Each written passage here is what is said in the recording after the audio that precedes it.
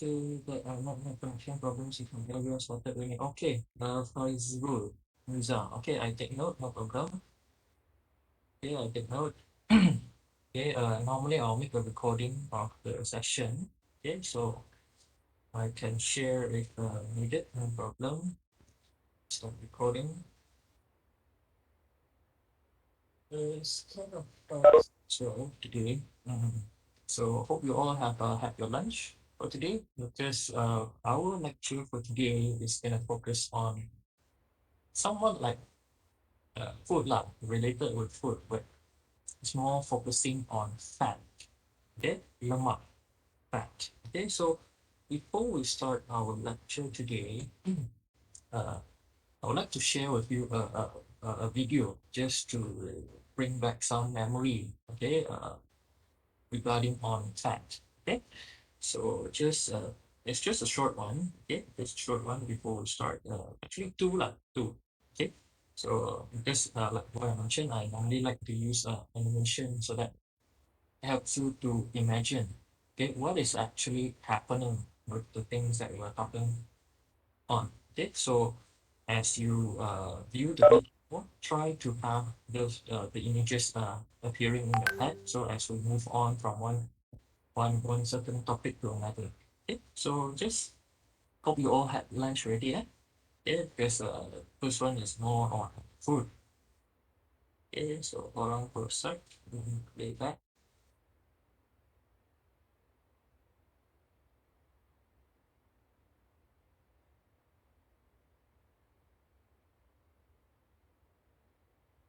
Okay, firstly, sound check.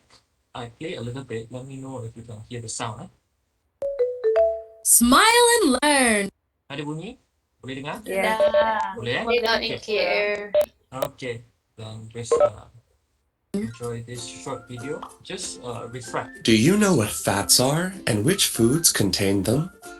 Did you know that not all high-fat foods are healthy? We're going to tell you all about them. What are they?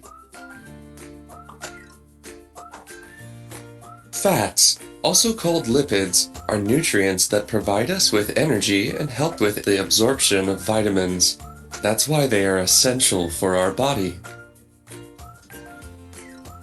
Types of fats. Fats are divided into 3 different groups depending on their chemical structure. Saturated fats are found in animal-based foods like meats, butter, and cold meats. Palm oil, which is an ingredient used in packaged pastries, is also rich in fats. Monosaturated fats are found in foods like raw olive oil, nuts, or avocados. And lastly, there are polyunsaturated fats, also called fatty acids, like the omega fats. Fish or walnuts are very high in omega-3 acids. Healthy fats come from plant-based foods like nuts and some vegetable oils. They are also present in fruits like avocados. Fatty acids like omega-3 are also good for our health. Even so, we should control the amount of fatty acids we include in our diet.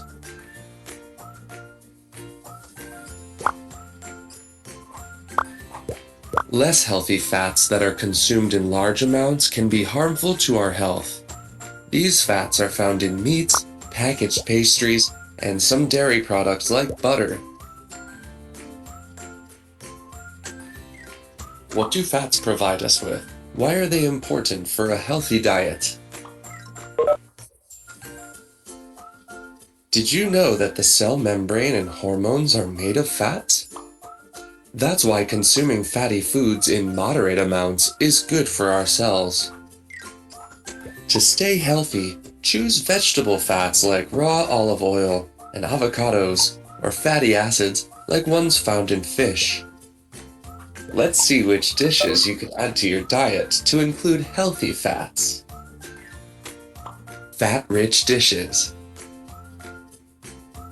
You can have avocado toast for breakfast or a snack. Sprinkle some nuts on top too. You should cook foods using olive oil to include fats in your meals. You can also add foods like meat, eggs, or fish that contain healthy fats. Now you know which foods contain fats. Remember that it's good for your health to consume fats in small amounts.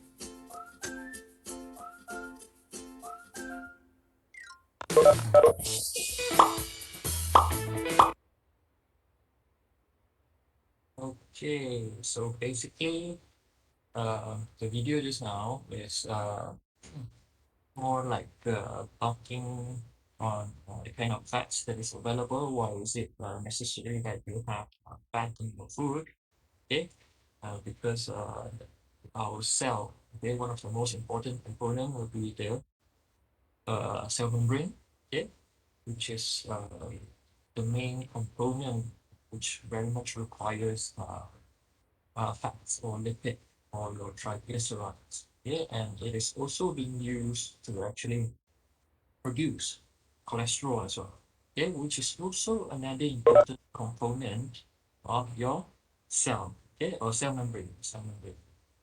Okay, so basically today we are going to talk about two important things. Okay, so for this week till next week, okay, the focus of our topic is basically focusing on fat, okay, triglyceride. So for this week, we are going to look at for the first part, okay, there's basically two parts, okay, part one, part two for today, part three, part four for next week, okay.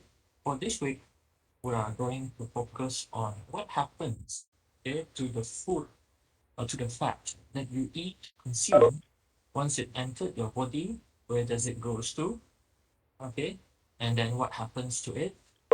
Yeah, and in the next part, which is part two, okay, which is also today, we're going to look at what happens to fat once it has been absorbed, okay, or once you have consumed, uh, how is it delivered, transportation in the first part, okay.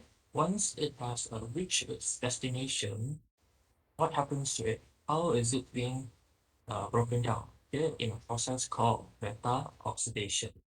Okay, so for this week, we look at how is it broken down. Okay, how is your fat after you eat it transported throughout your body once it entered your cell and goes into the mitochondria, which where the beta oxidation actually took place, which is the process where your fat are broken down. Okay, how is it broken down? Because basically, I believe you are all aware whereby fat can be burned, okay, and used as a source of energy. Okay, so how is that process made possible? Okay, so at the end of this lecture for today, you should be able to answer that question. So how do you actually generate energy, okay, from fat, okay, which involve the breaking down of fat, okay, be it fat from the fat that you store in your body or be it fat that you consume.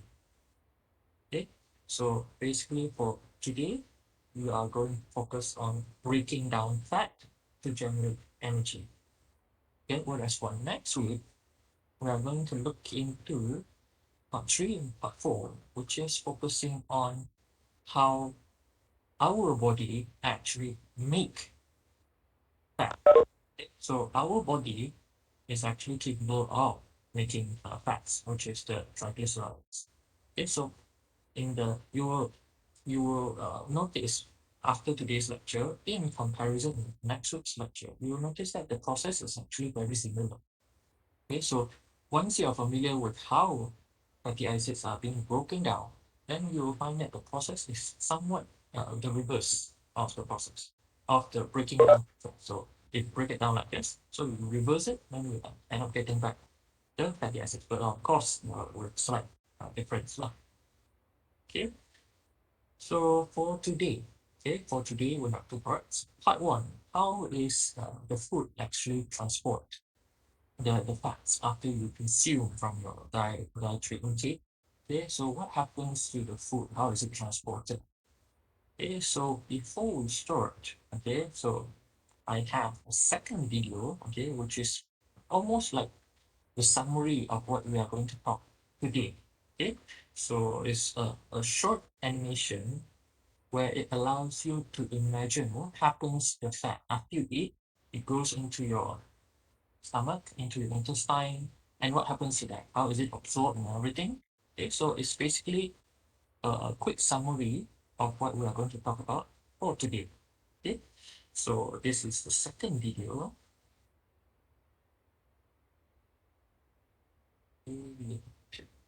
What is it?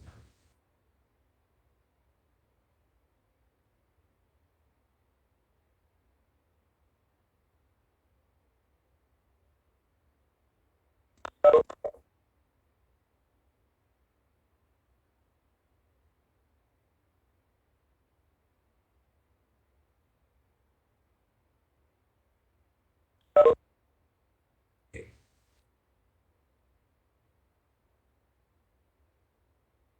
Although the term lipid includes several types of molecules, lipid metabolism usually refers to the breakdown and synthesis of fats. Okay, before I allow this to go playing further, okay, so this is just a recap. Fat, as you can see, triglyceride. Okay, so triglyceride here means tri means three what? Three fatty acid. Okay, this is the structure of your triglyceride. So if you recall from the biochemistry year one, okay, so basically you have glycerol, which is this one, the backbone. Okay, the backbone holding the three fatty acid chain.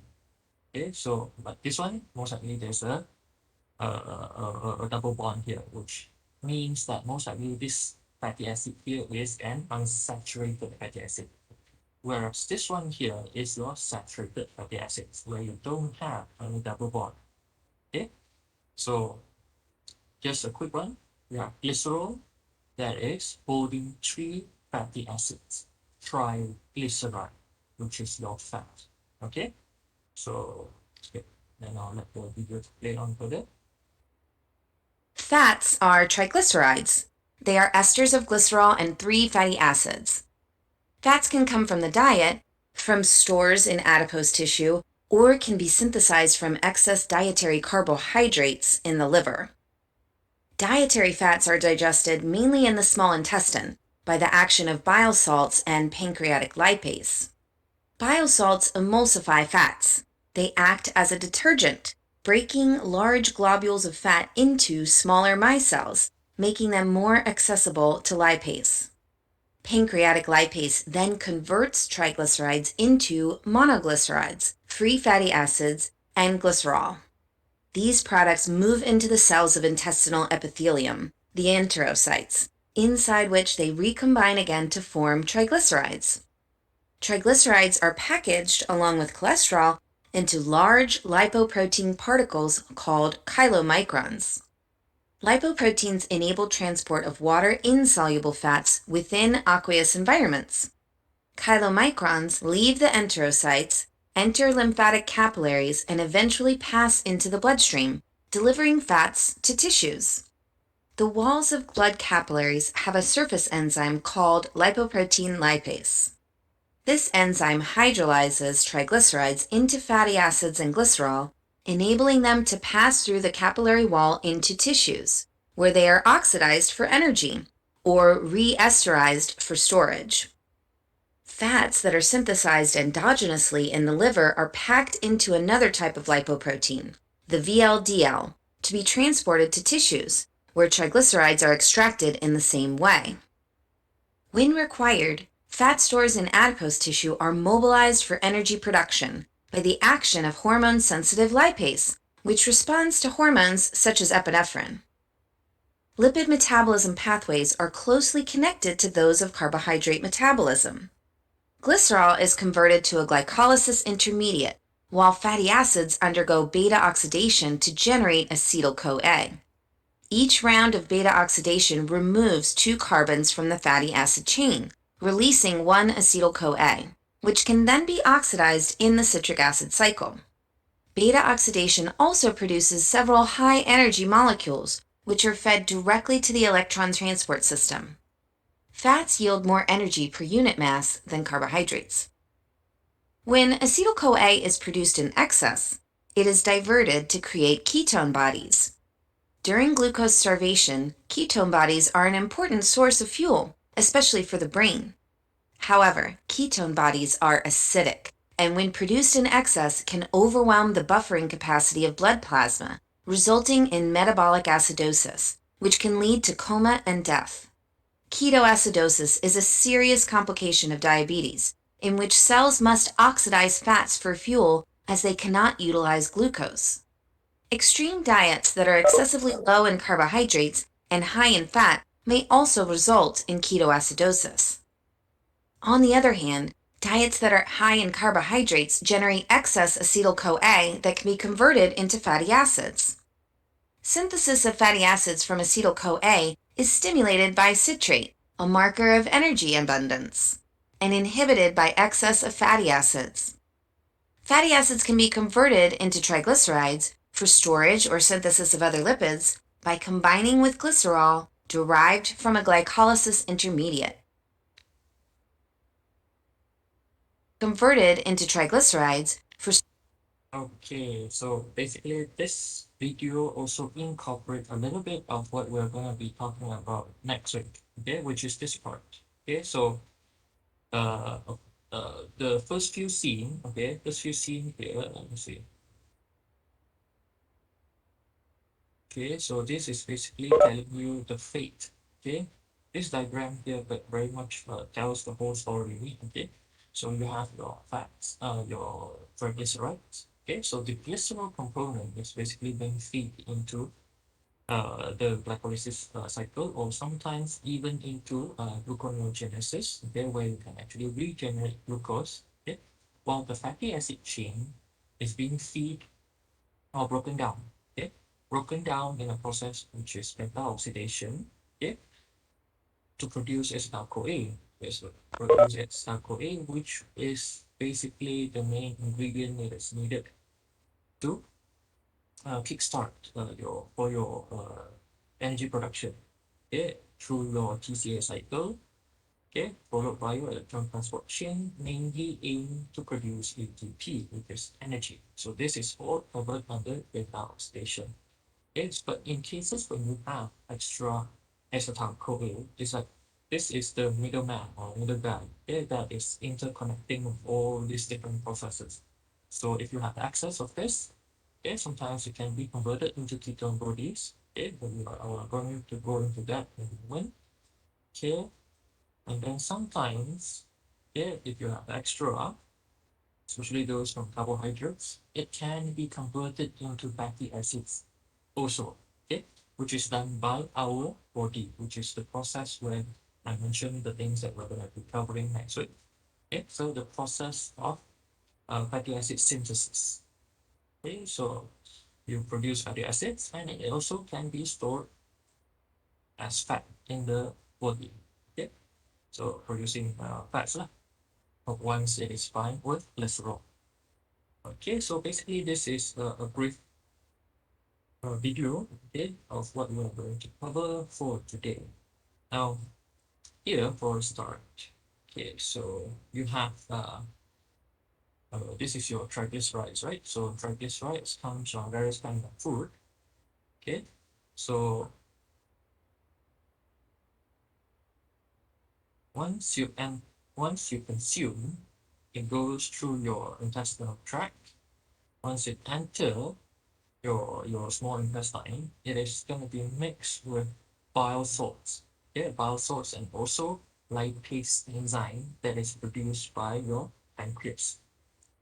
Okay, so once it goes in, so this bile salt is basically one of the components. It's like you can imagine something like macam sabun lah, sabun that helps to break because fats is basically fats. It's basically like a large clump, right? Okay, so bile salt actually helps to emulsify. Okay, it's basically like a process where you use sabun to break the oil globules into smaller chunks, smaller pieces. Okay, so after it is broken down into smaller pieces, okay, from large globules of this into smaller globules, and you have this pancreatic lipase. Lipase enzymes that is produced by your pancreas to break down, what? To break down the triglyceride. Okay, okay, this one. So this one is the process where, with the help of bile salts, okay, bile salt is made of one molecules. We will see that in a moment. Okay, with bile salts that actually helps to break them down so that it kind of like it push them aside so that this one stick together. Okay, this one sticks together, so it end up becoming small pieces, and then once kind of like break and break and break and becomes smaller, then you have this lipase coming in to help chop salts, turning into smaller pieces, triglycerides. Then you have your lipase coming in to chop, okay, to chop off the fatty acids. Okay, so these fatty acids will then undergo your beta oxidation, okay, to produce ATP. Okay, so for a start of our lecture today, we are going to look at the lipoprotein, okay, which includes chylomicrons. Okay, so this is somewhat like the structure lah.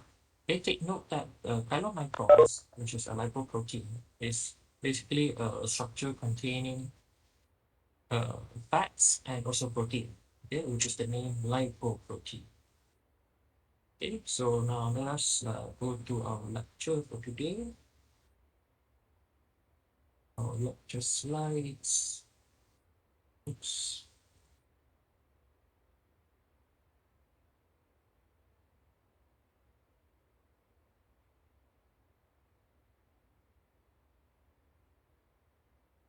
Okay, as usual, if you have any things that you want to ask or any difficulties, suddenly you cannot hear me or anything, just let me know anytime. Okay, you can stop me anytime. You can ask me question anytime. Okay, you can write me a chat if you want, no problem. Okay, so for today, yes. Okay, so lecture 8, lipid absorption and mobilization.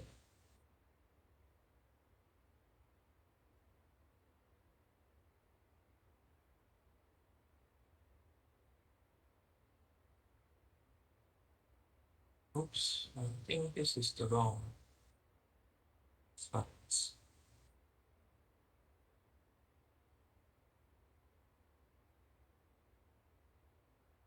So this one is different from what I open up just now. Join.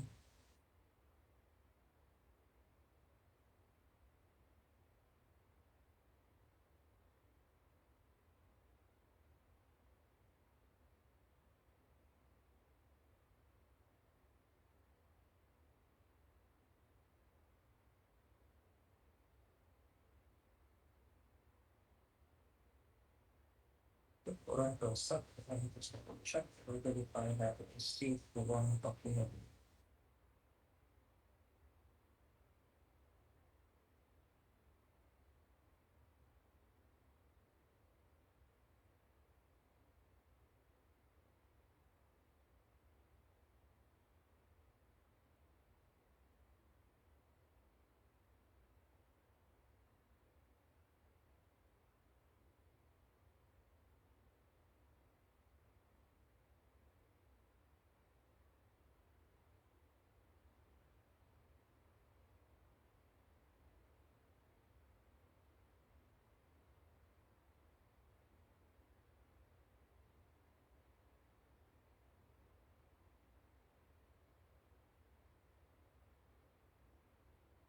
Hmm. Okay, this is the wrong document. This is not the one that is being shared inside EDIC. Right, for those of you who have downloaded the document, I think you might have noticed that it's different, slightly different, not that much of a different. So just give me a moment there. Let me transfer that document over here. Okay.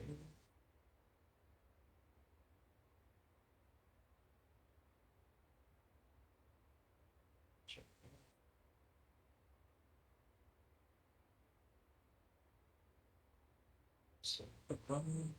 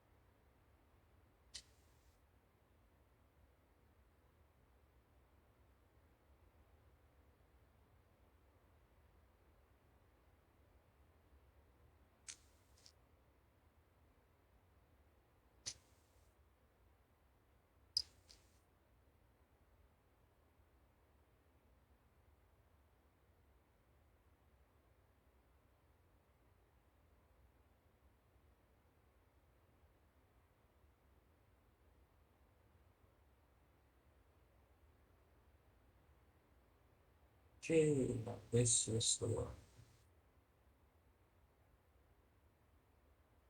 Okay, so this is a PDF document. Okay, so firstly, uh, let me go to this one first. Okay, so after talking about the fate, okay, the fate of fat after you have consumed certain food, right? So after you have eaten KFC, for example, okay, of course there's oil, there's fat, okay. So after you have eaten those food, okay, it goes through your stomach, it enters your intestine, and then bile salts produced is basically going to be first uh, the first one that is going to kind of bind to those fats. Okay, the purpose of that binding is basically to help emulsify. Okay, we go to okay, so okay, so, uh, to help emulsify your fatty acids. So in bile salts, one of the component will be your glycocholate, okay, which is a salt that is involved in uh, breaking down fat or large fat globules into smaller chunks for lipase to act on. Okay, so one of the components inside your bile salt is this guy that we see here, lah. Okay, so first triacylglyceride forms micelles, okay, with bile salts, okay, which is this one. Okay, this member here with this ring or ring structure that you see here is actually a part of synthesized or produced from cholesterol. Okay, cholesterol in the next lecture you are going to look into how cholesterol are actually made as well. Okay, so once you have cholesterol, cholesterol can be further uh, modified by our body to different component, okay, such as your glycolytic, which is used to further break down other fat molecules. Okay, so this one. So once you have those chunks broken down into smaller pieces, you have lipase coming in. Lipase, which are produced by your pancreas. Okay, so these are your triglycerides. Here you have the glycerol here. Okay, carbon number one, two, and three. You have your three fatty acids. Okay, so lipase comes in, chopped off one fatty acids, okay, and you end up getting two. And further reaction with lipase, you end up removing the second fatty acids until you get monoacyl glycerol. Okay, one glycerol with one fatty acid chain. Okay, so once this is broken down with the action, with the cooperative action of both your bile salts and also lipase enzyme, then these are small enough to pass through the wall of your intestine into the epithelial cells. Okay, before it actually forms another structure which is called chylomicron. Okay, which is this one. Okay, so this if you zoom in, it basically looks something like this lah. Okay, this is the several type of lipoprotein chylomicron is just one of the different kind of lipoproteins that we have inside the body. Okay, so basically looks something like this. Okay, you have the outer part, okay, containing covered with uh your membrane is somewhat like the a fat like structure like somewhat like a membrane as well lah. Okay, but among this membrane you have cholesterol and of course there's a component, an important component, which is the protein. Okay, which is why it is called lipoprotein. You have lipids consisting of your cholesterol and also your triglycerides. Phospholipids is like that's why a membrane. Okay, and then you have the protein component. Okay, so the protein component here is actually one of the things that direct where does this chylomicrons or where does this lipoproteins you have very low density lipoprotein, high large HDL, high density lipoprotein, low density lipoprotein. So all this lipoprotein is gonna be directed to different location. So the direction where does all this thing go is somewhat controlled by the protein part. Okay, we will come to that. Okay, so you have different kind of protein. Okay, so from the dietary lipids, the one that you consume in the intestine, once it entered the cell, it is gonna be converted into a chylomicrons. Okay, this is kind of like the first lipoprotein that is formed from the fat. Okay, so carrying this fat that you eat, this chylomicron is gonna first enter your lymph node. Okay, so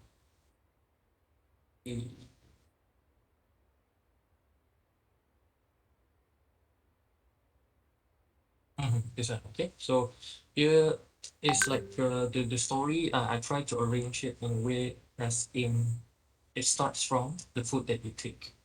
Okay, so from here, from the lumen of the intestine, okay, you have the triglycerides, you have the lipase coming in to chop off the fatty acids, okay, and end up getting mono isoglycerols and fatty acids. Only then it is small enough to pass through this wall of your intestine.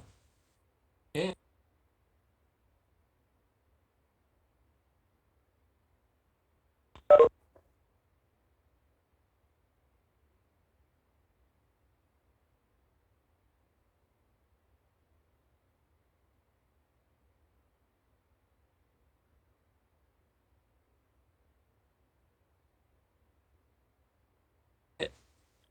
It's connection. Okay, okay, I'm back. Just now, I believe there's a stuck for a moment, right? Because I cannot see myself on the camera, and there's this notification saying that you can't hear me. So hopefully you can hear me now. Okay, Yes, so doctor, I can hear okay, now. okay, okay. So I'll just continue. So what happens is the reason why this needs to be broken up is because this is basically too big. Okay, this is too big to pass through the intestinal wall to enter your mucosal cell. So this needs to be broken down by your lipases.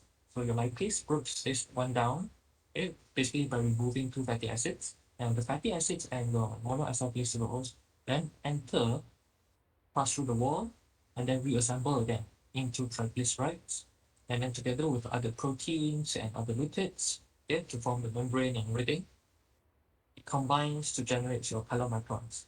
Okay, this chylomicrons is not going to enter the bloodstream straight away. It is basically going to enter your lymph system, your lymphatic system. Okay, so once it is once it has entered the lymphatic system, only through the lymphatic system it is going to be transported into the blood system, your capillary system. Okay, so chylomicrons enter the lymph system and then the bloodstream. Okay, chylomicrons bind to membrane-bound lipoprotein lipases at the surface of adipose and muscle tissue. So basically, chylomicrons, because the job of this chylomicron is basically to carry the fat that you eat, okay, and disperse them throughout the body, okay, through your muscle cells, through adipose tissue, and even to the liver. Okay, so now this one goes back to this diagram here just now. Okay, so after you eat, you have this chylomicron for this form. So this chylomicron is gonna take or carry your dietary fat throughout your body. Okay, throughout your body. Okay, then you have some leftover. Okay, sebab kira macam this, you imagine this to be the taxi driver lah. The passenger is the fat. Okay, so it delivers off some of the fats throughout the body, to the hand, to the many different parts of the body, muscle tissue, and so on. Some of it are being transferred back to the liver. Okay, so in the liver, okay, in the liver, basically this is the fate of the dietary fat lah. Okay, the fat that you eat basically goes through the body and confirm ada saki-baki yang akan pergi dekat liver juga. Okay, so that is basically for dietary fat. You eat, and then it is being dispersed throughout the body. Okay, but at the same time, our body is also capable of producing our own fat. Okay, what we are going to talk about next week. So the fat that our own body produce, which is mainly generated from the liver, okay, is going to be delivered also throughout the body, because different parts of the body needs a different kind of fatty acids as well. Okay, so the fat that are produced from the liver, dia pakai taksi yang kelainan, dia pakai Grab, something macam tu. Okay, so this is ini mungkin taksi biasa, okay, kat microns. Tugas dia to deliver throughout the body, including the liver. Whereas the one that is produced, homemade, okay, the one that is produced by the liver, by ourselves, is dia pakai VLDL, okay, very low density lipoprotein. Okay, so the role of this very low density lipoprotein, tugas dia adalah untuk menghantar fatty acids or triglycerides that are produced by our body through various organs and parts. Okay, so chylomicrons punya tugas menghantar dietary fat throughout body, whereas VLDL together with intermediate density lipoproteins and low density lipoprotein, tugas tiga-tiga ni adalah untuk menghantar uh, self-made triglycerides to the body. Okay, so do take note what is the function or purpose of chylomicrons, VLDL, IDL, and LDL. Okay, so this one carries the fat that you eat and share it with the body, whereas this one carries homemade fatty acids, homemade yang dibuat secara oleh badan kita sendiri, terutamanya dekat liver. Okay, so VLDL, IDL, and LDL is carrying triglycerides that are produced by the body, includes cholesterol, ester, and everything. Sekaligus dihantar, everything is going to be delivered out through the body. Okay, so the name very low density lipoprotein, it actually means this structure that you see here contains a lot of fat. Okay, a lot of fat and with a little bit of protein only. Okay, which is why very low density, very low density. So you can actually imagine that very low density or very low weight is actually referring to the protein. So this structure that we see here is actually containing a lot of fat and small portion of protein.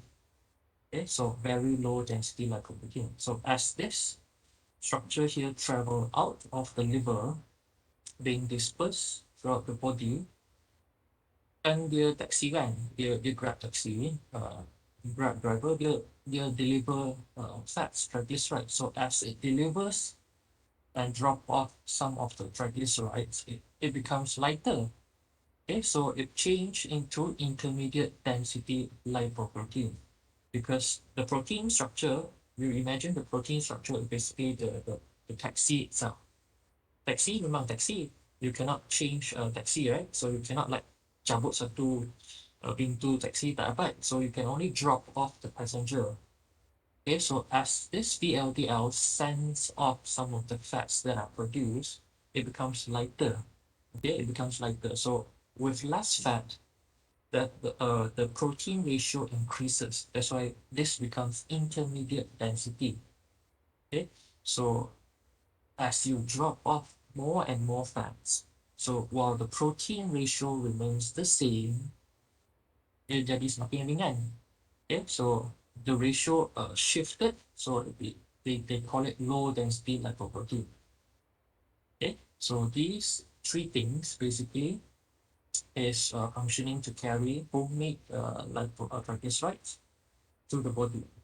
Okay, kalau ada excess, ada terlebih, okay, from different part of the body, then it is the role or the tugas, okay, the responsibility of this high density lipoprotein.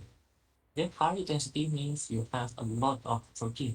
So basically, it is just a structure, okay, containing a huge portion of protein but a small sum of fat. Okay, a small sum of triglycerides inside. That's why, in terms of density, this is much denser lah. Okay, that's why they call it high density because of the protein ratio, which is much higher in this structure. Okay, so this structure basically its role is to carry or transport uh, fats from the body to the liver. Okay, to the liver buat apa? Untuk dipecahkan ataupun untuk to remove or to degrade or to be metabolized. Okay, so which is why I believe most of you must have heard that when going for medical checkup, right? In the medical report, you will see if it's a very detailed checkup. In the report, you will be able to see the description for the amount of cholesterol that is found inside the sample, for example, right? You will see the breakdown on these few components. They will tell you how much is your HDL, how much is your most likely it depends on how detailed. Some might not be as detailed, telling you up until VLDL. But normally these two number will be shown, HDL and LDL. Okay, HDL, how much is it present inside the blood, and LDL, how much is present inside the blood. Okay, so normally the people will say the more HDL that we have, the better.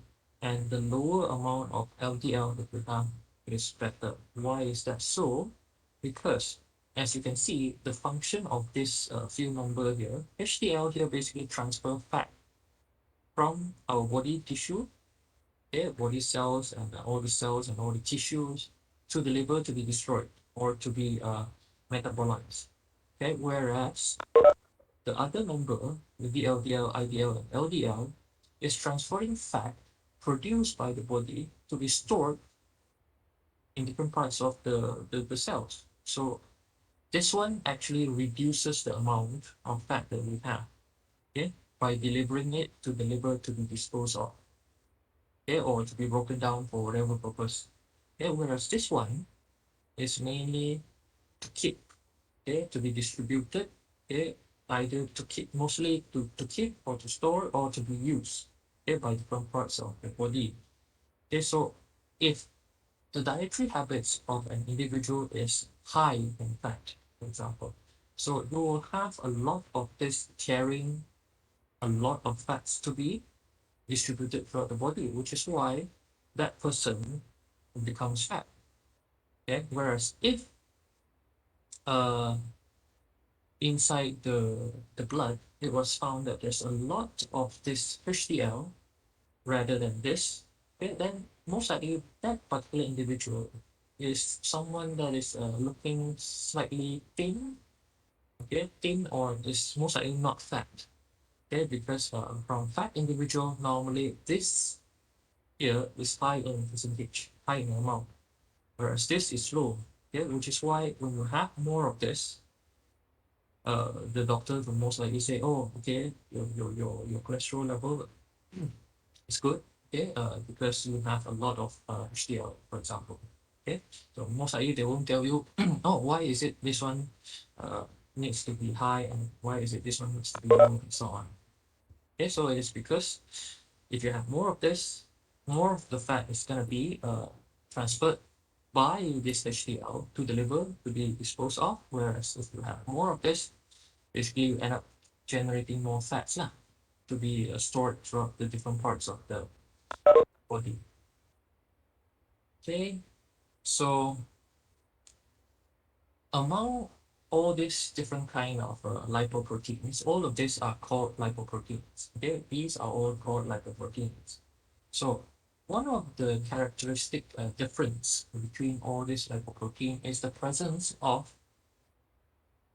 Okay, so this is basically what I mentioned just now. Okay, so one of the characteristic difference between all these different kind of lipoprotein is the presence of this apoprotein. It is like signature difference between all of this. Okay, so this actually got to do with the role that they play. Okay, inside the body is not like there is someone there to tell. Okay, it's not like a traffic controller that is telling, okay, kalau Macron, you pergi hantar fat yang you angkat daripada usus, hantar pergi distribute dekat throughout the body. Yes, there's no one there to do the telling. Then where should you go, where should you not go? So basically what happens is all this thing is basically traveling, okay, traveling throughout the body. Okay? But due to the presence of this unique apoprotein, which is capable of reacting with specific receptor that is only present in specific cell. Okay, so kalau ada sel yang ada receptor for contohnya this receptor B100, okay, then that particular cell will be able to, okay, LDL, you stop kejap, saya kenal you, okay, jom, okay, I want some fat, for example. So what happens is, if there's a cell with the correct receptor that recognizes this apoprotein, endocytosis is going to occur.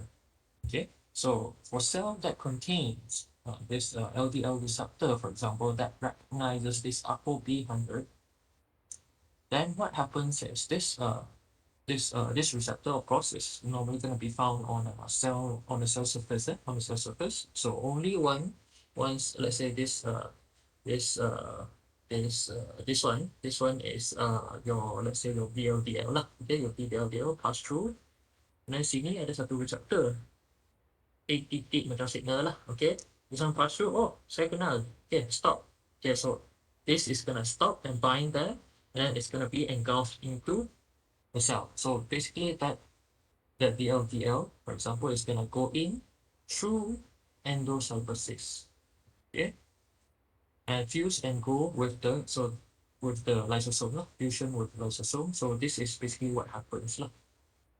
Okay, so it's gonna go in and then form kind of like it will enter the cell and utilize. Okay, so lysosomal lipase and proteases degrade the low density. So this one is for low density lipoprotein. Okay, so once it is being because as you are aware, lipoprotein is basically round, right? Round. So once it enter, it open up. Okay, it open up. So basically the contents are released. Okay, the contents are released. That includes the fat and the fats and cholesterol ester. So mana-mana bahagian yang diperlukan, then the cell will basically take up. Okay, and either to be used as membrane or to be used as cholesterol ester, which is the component of the cell membrane. Okay, so that is basically for this one. Okay, so different cells contain different receptor that can recognize different apoprotein. So most likely, as you can see here, okay, the main difference between this HDL and all the rest here is the presence of this. Okay, this B here. You see, this one is A. Dia tak ada yang lain. Okay, well, this here contains this one. So it is somewhat believed that this here is very much recognized by cells throughout the body. Okay, while this here is recognized by the one at the liver. Okay, which is why this one it goes to the liver. Okay, it's not like this one only goes to the liver. It basically travels around the body, but because of the presence of specific receptor that is only existing in the liver, so tak kisah sampai mana HDL ni pergi, it will only react and being taken up once it reaches the liver. So if you rephrase the sentence, so it's basically like as if HDL goes to the liver. Okay, so in actual fact, it is not because it only travels to the liver. So it is basically traveling around the body, okay? But because of the presence of specific receptor that recognizes different apoproteins that is present on those lipoproteins, they tend to react only at that specific tissue or organs. Okay, so which is why, as a whole, these feel on top. Okay, until here, tugas dia hantar throughout the body. Okay, whereas this one here collect from the body and hantar pergi dekat liver. Okay,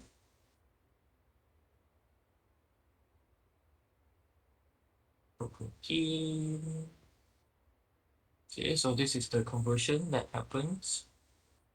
Okay, so this is explaining to you regarding on the apolipoproteins. Okay, so for chylomicrons, it is slightly different. So they have, because it's from research, they found out that it's actually very similar, but slightly different. So they call it ApoB48. Okay, so it's very analogous, somewhat like similar lah. Okay, similar to ApoB100. Okay, so yeah, that's about that.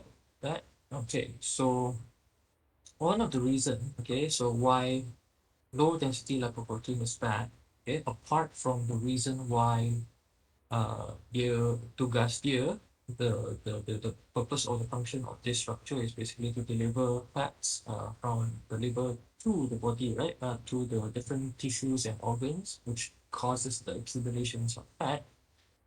One other reason is because this LDL can be oxidized to an oxidized form.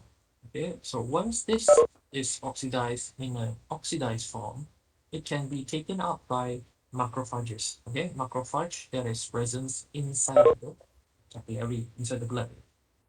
Okay, so what happens is when this macrophage actually consume too much of this LDL, you know, LDL is basically full of fats. Okay, it's basically full of fat.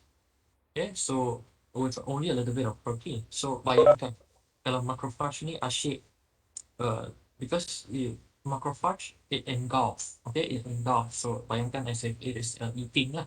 Okay, you imagine if macrophage eat up a lot of this oily LDL, of course dia pun jadi macam bergumpal, macam berlemak-lemak kan. So with time, as more and more macrophages consume this LDL, you know these macrophages are found in the capillary, the inside the vein.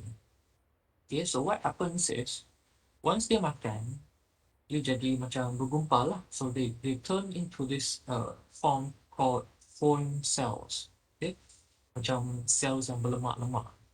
Okay, so kalau dia berlemak-lemak, so you imagine how is it gonna, how easy or how difficult would it be to travel through the different curves inside the cell? Different curves, sini tengok sana, confirm there will be cases where dia tersepit, macrophage tu tersepit. Okay, so dia tak dapat nak lalu in certain area which is slightly tighter kah, dia tak dapat nak lepas. So with time, semakin banyak macrophage yang tersumbat dekat vein tu, maka tersumbatlah vein tu. So which is why foam cells will become trapped in the wall of blood vessels, okay, and contribute to the formation of atherosclerotic plaques. Okay, so ataupun the commonly called heart disease lah, okay, heart attack, okay, so causes narrowing of the arteries, which can lead to heart attacks.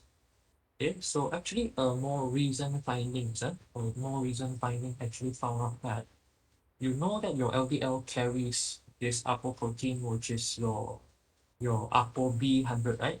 The ApoB100, this one, okay?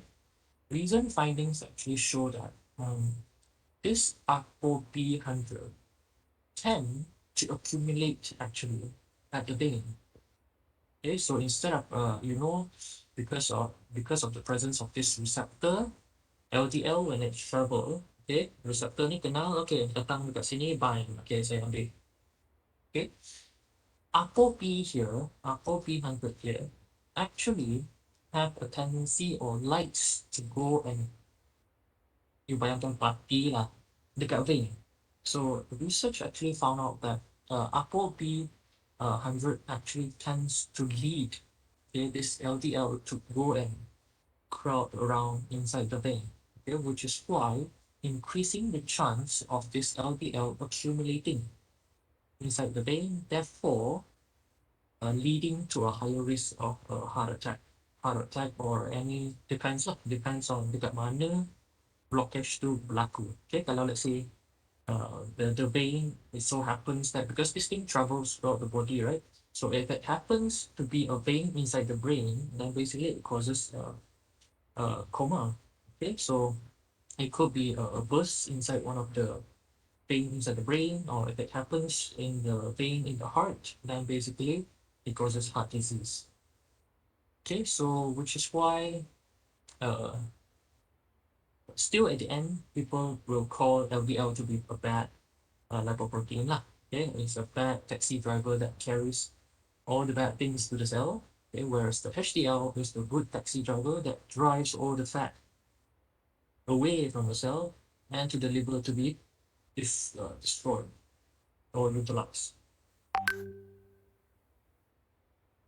Okay.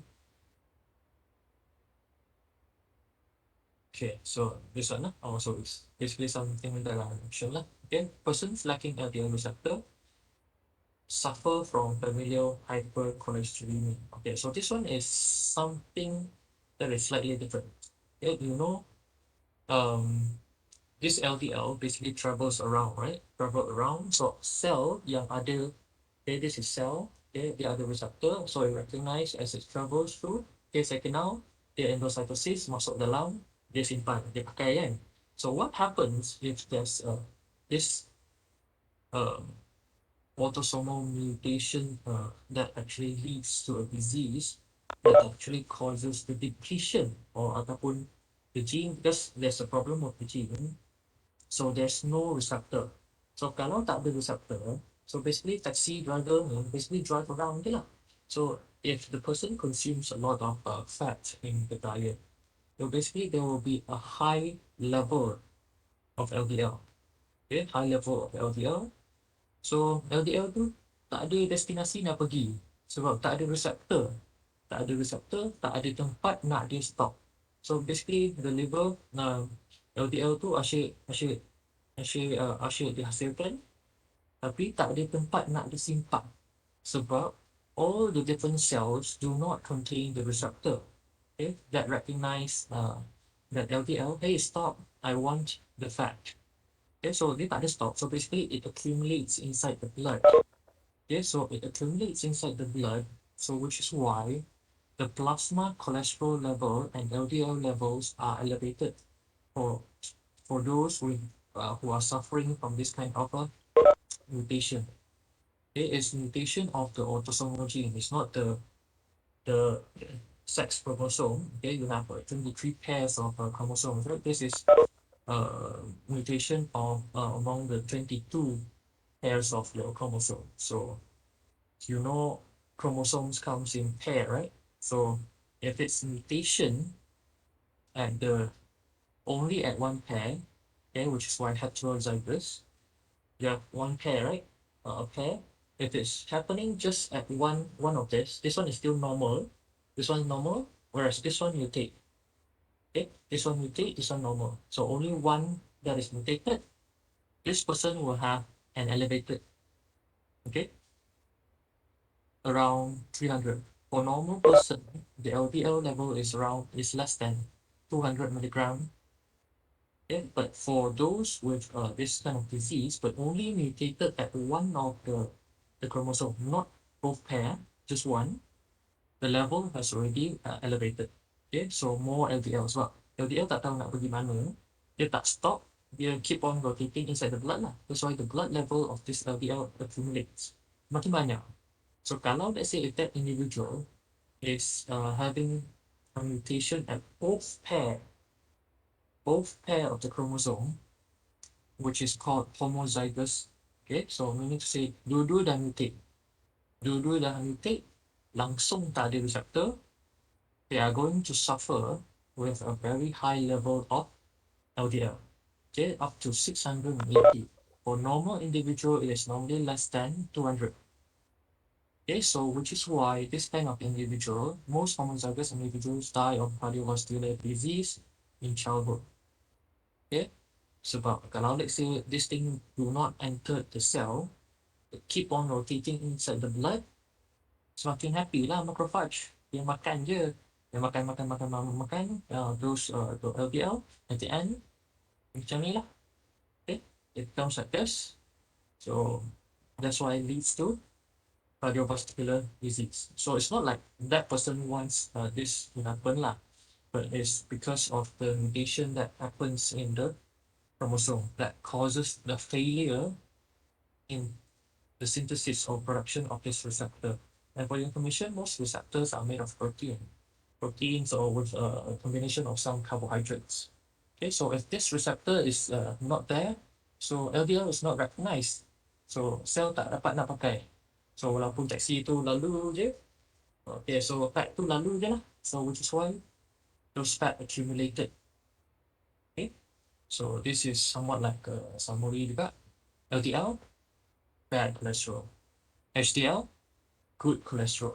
Okay, so the ratio normally recommended, okay, in the medical report, you will most likely see that it's normally lower than 3.5. Okay, for good or good or healthy individual lah. Okay, so if it's lower than 3.5, it means that you have more of this the ratio of HDL is besar sikit. Okay, so meaning to say still your LDL is more, but if it's lower than 3.5, that means this ratio is bigger, is somewhat bigger than this lah. Okay, but not in actual ratio, not in actual as in LDL, as in HDL lagi banyak in total as compared to LDL. No, in actual fact, it's based on this number 3.5. Inside the body, you will have more of your LDL. Okay, because ini bahagi yang ini, if you get 3.5, anything that is more than 1 means that this is more than this. Yeah, if you have 3.5, you have at least 3.5 times more of this LDL as compared to HDL. Okay, so for individuals who are obese fats, normally this ratio is more than 3.5. Okay, because you have a lot of this bad LDL. Okay, so this one was back then lah, but more research are still ongoing. Okay, but as a whole, basically this is good lah. But the actual mechanism in detail, how does this HDL actually helps to reduce still very much in study lah. Okay, and the answer is that breaks down oxidized lipid is oxidized. Okay, so one of the findings is this HDL, okay, contains an enzyme called esterase that can help to break down oxidized lipids. Okay, it is possible but not proven that these enzymes help destroy oxidized LDL. Still very much under kind of like research lah. Okay. Oh wait, I just noticed there's a question in the chat. Okay. Baru saya perasan. Sorry, tadi dah ada satu soalan. Ya, Okay, biosalt, yes. Okay, Irfan. Okay, a question by Irfan. Kita biosalts produced by our body? Yes, it is produced by our body. Okay, and part of the component is actually from cholesterol. Okay. Okay, doctor. Okay. Okay. So LDL receptors are needed for LDL to give up more lipid to convert it into HDL. Um, I'm not sure whether is it converted, but it's more like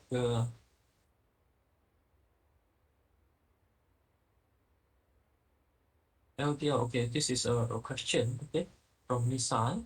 Okay, so LDL receptors are needed for LDL to give up more lipid to convert it into HDL. Somewhat makes sense also. Okay, because if you have the lack of receptor, okay, so basically your LDL end up tak tahu nak pergi mana kan. So kalau let's say LDL tak dapat tak tahu nak pergi mana, um, most likely you will have this to be accumulated. But I'm not sure whether if this HDL is immediately the conversion of LDL. Okay, I'm not sure when unlike okay for this three member here. Okay, for this three members here, they are related because LDL is converted from IDL, okay, whereas IDL is converted from LDL. So these are converted as lipids are being dropped off from this molecule. So as more and more lipids dropped off, it change and change becomes this. But I'm not sure whether if HDL is converted from LDL, and I think most likely not because these different, okay, as you can see, this one, this one, okay. As you can see, the apoprotein that is covering the lipoproteins are different. So I believe that this is different from these. They are not converted because if they are converted, then most likely this HDL will also carry the apoprotein of this. Okay, so if it carries this, then basically it won't go to the liver anymore. Okay, so it will basically be partying together with the rest at the artery, okay, at the organs and tissues. Okay, so I think most likely not. It's not converted. It's not converted from LDL to HDL. Okay, Nisa? But definitely receptors are needed. Okay, definitely receptors are needed because if you don't have those receptors to tell LDL to stop, okay, I need the lipids, then basically it will accumulate inside the blood. Okay, Nisa? Okay, doctor. Thank you. Okay. Okay, so no other questions. Okay. Okay, so okay, let me continue. Okay. So fats. Okay, despite the fat being like as in like people, so you might be wondering lah that we've been talking that fats are bad, fats are bad, right? But still, in a way, fats are still very much required, not only because that it is needed for our membrane structure, okay, but at the same time, it is a form of energy storage. Okay, in the next part of our lecture, you will see that the amount of energy that can be generated from fat is way much higher as compared to the amount of energy that can be generated from uh, proteins or carbohydrates. Okay, so for example, for a person that is about 150 pounds, if you convert this is about 68 kilogram. Okay, so the reserve inside a person which is about 68 kilogram, for a person which is about 68 kilogram, up to 100,000, okay, is actually triacylglycerides. You have this much amount for protein, 600 kilocal for glycogen, which is your storage for carbohydrates, and plain glucose, which is about 40 kilocal. Okay. Uh, if let's say if it's not because of fat, okay, inside here the weight for this is the storage amount inside the person. Okay, the storage amount. So out of this, or for this part, 10 this one is about 10 kilogram. 10 kilogram of the body weight of this person is actually triglycerides. So meaning to say if this person is 68 kilogram, so 10 kilogram of that weightage is actually the fat. Okay, it's actually triglycerides. So if it's not because of fat, okay, if you want to generate this much amount of energy, okay, if it's not because of fat and you depend solely on glycogen, you will need to store up to this much amount. This is about 55 kilogram of glycogen. Only then you can get equivalent amount of energy that can be stored using fat. Okay, so imagine if this person is not storing fat, it is storing glycogen. That means if this one here is 68 kilogram, this one here is 55 kilogram. You imagine mana lagi berat nak untuk nak simpan untuk tulang semua semua dah tak ada dah. So if all the weights are to be converted, stored, used for energy storage using depending solely on glycogen only. Okay, so which is why fat is also being playing an important part as a form of an energy storage because it is somewhat like the simplest understanding. Dia lagi ringan lah, okay? Dia lagi ringan, so you only need to store about 10 kilogram, then you can already generate this much amount of energy. Okay, so tak perlulah simpan glycogen sampai 55 kilogram. So tambah tulang, tambah carbohydrate lain, tambah fats. Kalau tak ada fats lah. Kalau tak ada fats, then most likely this person is way more than this weight. Okay, people don't die so easily in makanan. Yes, okay. Abraham, yeah, it's true, but okay, there's numerous disease that is very much linked with obesity lah. Okay, which we are going to go there in a moment. Okay, okay, so this is transportation. Okay, so storage of fat. So if you have excess of fat, okay, so what happens? Of course, it is going to be stored. Okay, it is going to be stored inside.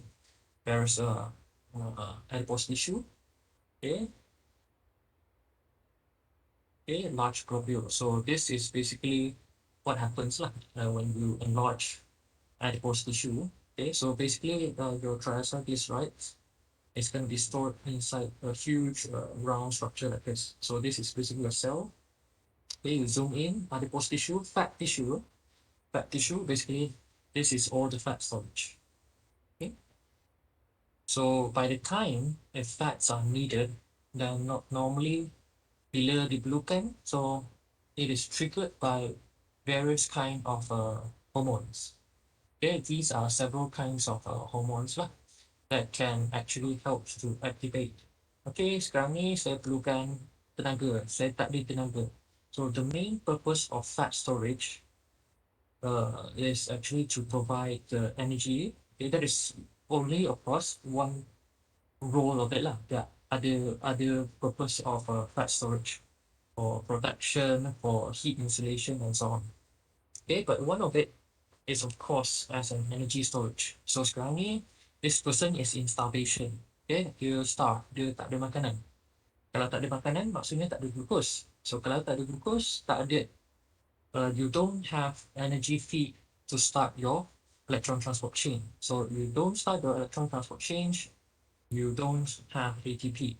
Okay, so if you don't have ATP, tak ada tenaga. Okay, so problem dia sekarang tak ada glucose.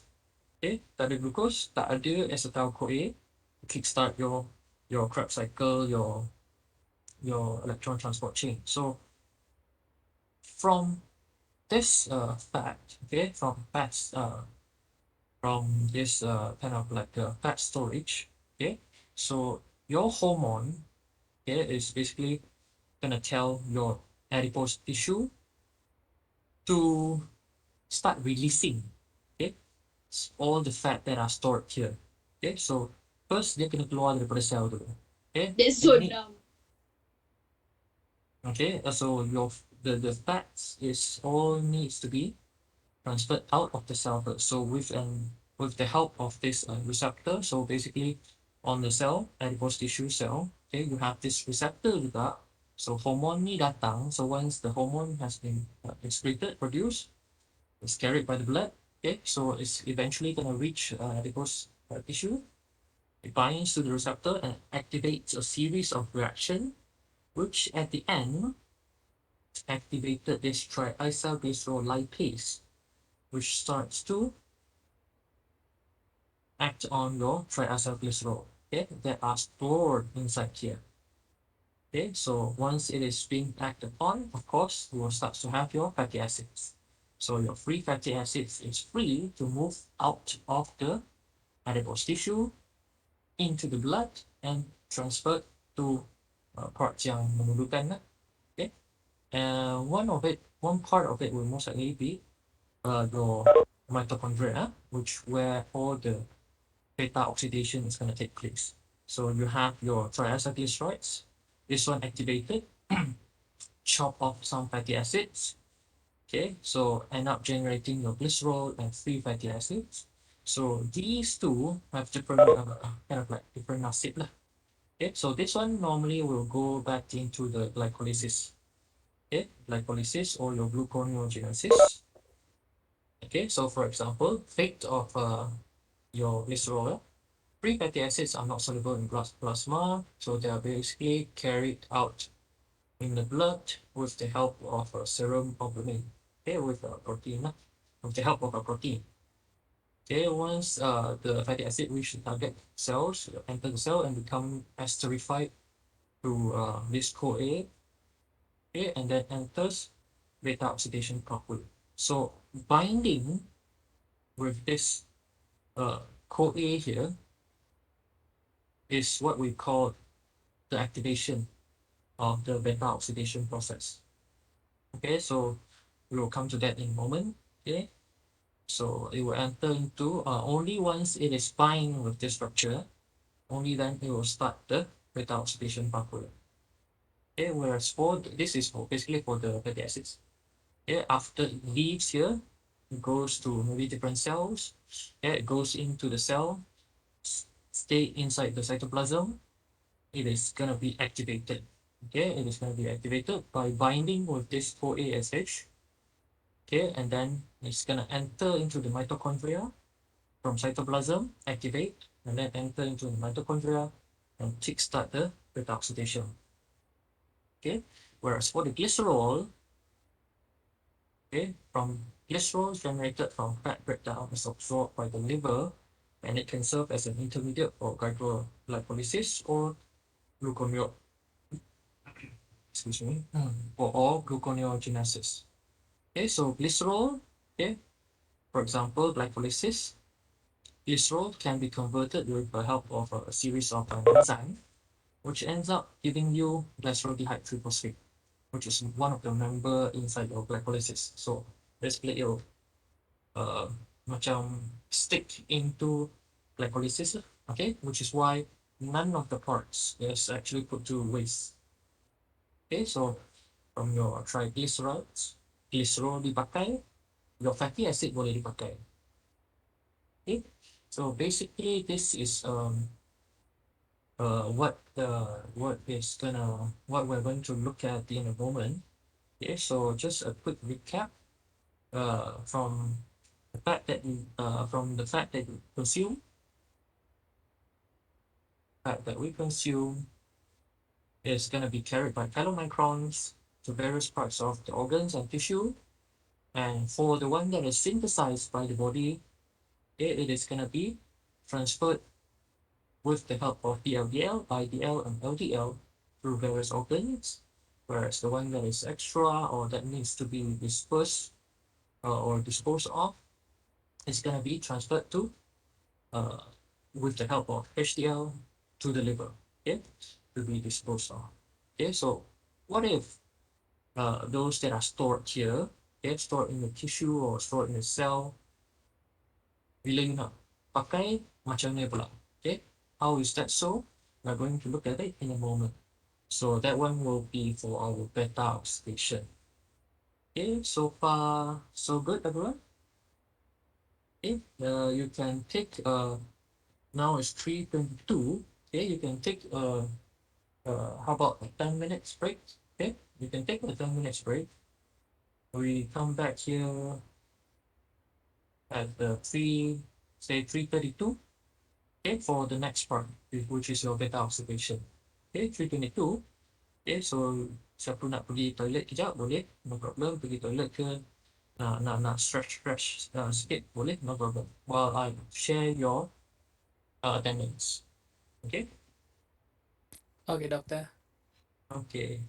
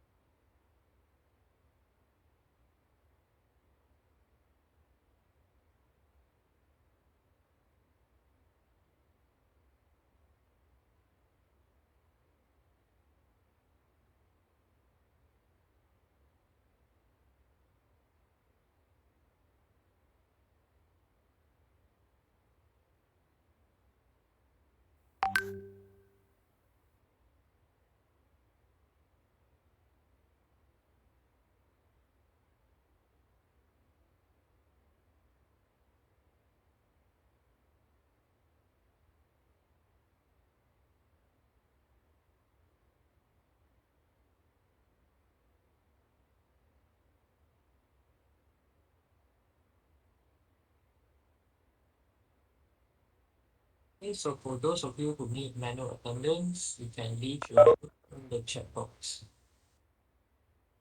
Okay, you can leave your name in the chat box. No worries. If you're from different groups, for example, if you can scan, you just scan. Because using scanning, okay, using QR code, the system has already automatically identified that you're from different groups. Okay, so if you can scan, the system will identify automatically that you're from different groups. So the attendance will be automatically taken and recorded. So no worries.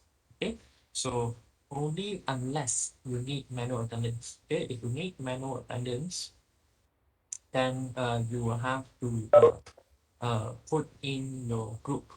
Okay, for your information, I can only do manual attendance for my group.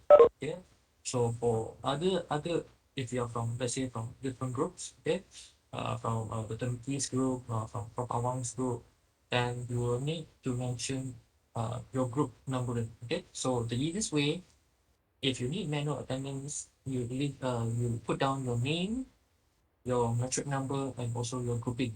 Okay, so from there, if I see that okay, you're from my group, then I can help to take your manual attendance. Okay, for you. But if I notice that you're from different group, what I'll do is that I'll pass your name to the respective lecturers. Okay, so I'll pass your name if you're from with committee, and then I'll pass your name to the committee. And if you're from a group with Prof. Awang, then I'll pass your name to Prof. Awang. So they will help you with the manual attendance. Okay, so which is why if you can scan, that is the easiest. Okay, scanning because the system will automatically recognize. Can, no problem. If you're from G1, G2, all you can scan.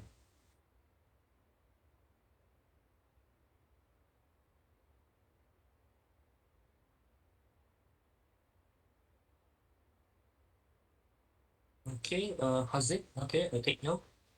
Okay, you need no attendance, no problem.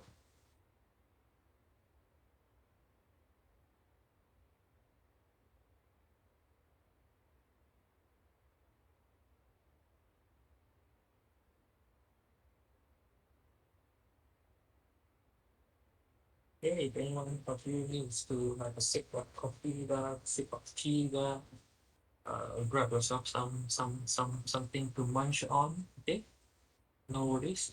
Feel free to do so. Okay, while you eat or you take something to for a snack. Okay, try to imagine what happens to those cookies after it enters your stomach. Okay, so cookies are especially high in fats. And you can look at the labeling. Let's say if anyone of you is grabbing the type of cookies, for example, you can look at the label there. Okay, what kind of fats is actually containing?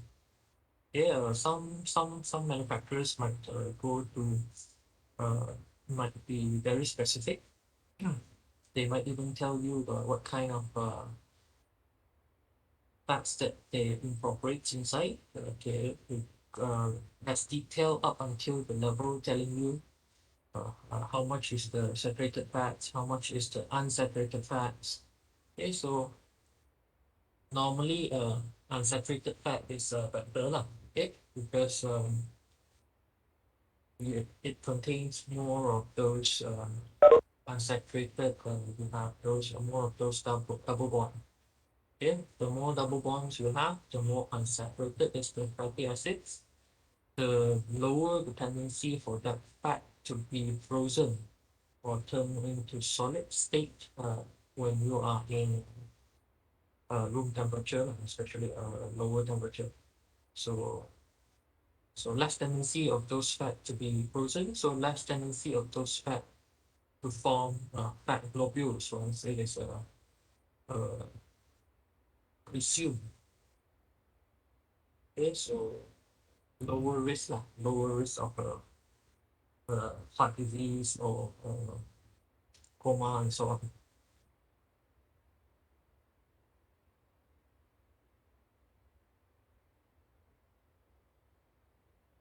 Oh, Abraham, can this QR code be used for those from other groups? Can, no problem. Can, no problem. If it's as long as you are a student taking advanced biochemistry, this QR code can be used no matter which group you are from. Okay, so the system is gonna recognize straight away. Okay, which is why if you can take QR, it's easier. Okay, if you can take QR, it's straightforward. Okay, because the system will recognize straight away.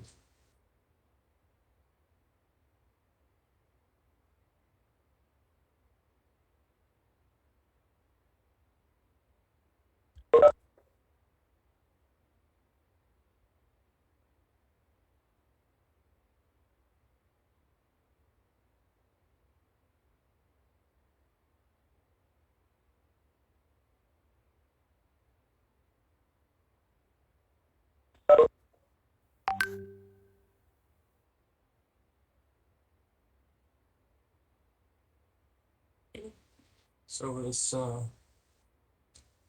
okay. So we are at 127. We have rescan. Okay.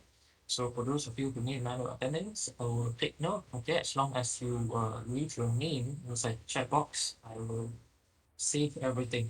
Okay. Okay, now it's 3:22 at 3:32. So let us resume our lecture, which is the next part. Okay, let me share this. Suppose.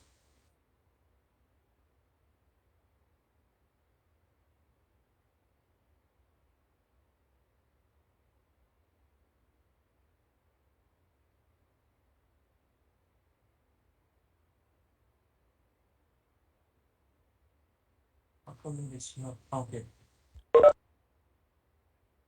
Okay, so for the next part, so what happens, okay, by the time when you need uh, fats, okay, apart from being utilized, okay, so from the fat that you consume, it's basically going to be distributed, okay, with the help of various lipoproteins carried out throughout the body to various organs, tissues, whether is it being utilized straight away for the synthesis of various components such as your membrane structure, or it could be stored as a form of a fat, okay, for later use. Okay, assuming now that you want to use it, okay, now you want to use it, so you are lacking of energy, okay, so you want to use the stored fat, okay.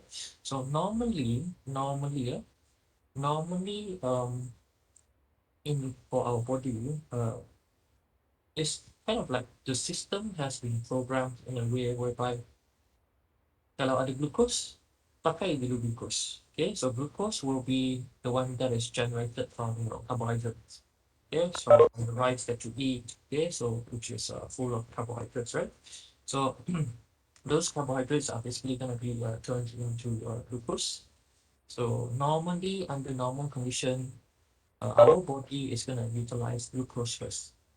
Okay, so only once your glucose has already been depleted, okay, or depleted, or you are under a state of starvation, hunger, okay, so only then dah tak ada glucose, okay, stored glycogen semua dah macam low in amount, okay, so only then your body will start, okay, sekarang ni lapar, tak ada glucose dah, tak ada glucose means tak ada ATP, tak ada ATP means tak ada energy, okay, so that person is most likely gonna feel tired, fatigued, and uh, less motivated. Okay, so the body will then starts to release various kinds of hormones, for example, to tell the body, okay, now start pakai fat, okay, guna fat sebab orang ni dah tak ada tenaga, okay, which is the same idea why doing exercise can actually help to burn fat, because when you are doing exercise, you are telling your body to do work. Okay, when you do work, you need ATP. Okay, so when you need ATP, the amount of ATP energy that you need is more than what the level of glucose that you have in your body can sustain. Then your body will tell the system, okay, okay, sekarang ni start pakai fat sebab orang ni tengah do something, okay, that needs more energy. Okay, which is why doing exercise burn fat, because your body will start to tell pakai fat, convert all the triglycerides into ATP, and the conversion of your fat into ATP is a process called beta oxidation. Okay, so basically what happens to the fatty acids, you have your lipase coming in to chop your triglycerides, so that your fatty acids now are basically released. Okay, so you have triglycerides, you have three fatty acids and one glycerol. So glycerol will most likely goes into your glycolysis or gluconeogenesis pathway, okay, and utilized also to contribute to energy production. Then your fatty acids, your three fatty acids, it could be long, it could be short, it could be saturated, it could be unsaturated. So all of them are going to be chopped. Okay, all of them are going to be chopped to produce energy. Okay, so before we actually start, okay, um, just a quick how do you call it? Just a quick explain of what actually happens inside beta oxidation. So firstly, your fatty acids, it is being released, okay, by your adipose tissue, okay, by the fat tissue. Now it is floating, okay. You assume that it has reached its target destination, sel yang memerlukan fatty acid tu. Okay, so what happens is that fatty acid is basically going to enter the cell, pass through the cell membrane. It enters the cell. Now it is inside the cytoplasm. Okay, so what is going to happen inside cytoplasm is it is going to be activated. Okay, activation of that requires the binding of the conversion. Okay, of your fatty acids. Okay, the R here, you have to imagine the R here to be long chain, because this is drawn in such a way to make the drawing look simpler. Okay, so you have to imagine this is the end, the tail. Fatty acid is basically carboxylic acid. Okay, you have C double O H. So this is with the H removed, that's why it is represented in a negative, with a negative. So fatty acid is basically carboxylic acid. So you have to imagine there's a long chain there. So basically the first thing inside the cytoplasm is some call it the activation process, okay, whereby this process itself requires the usage of ATP. Okay, so ATP, as you can see here, is going to be converted into ANP. So two phosphate groups are actually removed from this ATP. Okay, so to form this acyl adenylate, okay, which then allows it to combine with this acyl this structure here, CoA, SH CoA lah, basically coenzyme A lah. Okay, but with this SH component here, because this is the part that is gonna bind with your fatty acid, okay, to produce acyl CoA.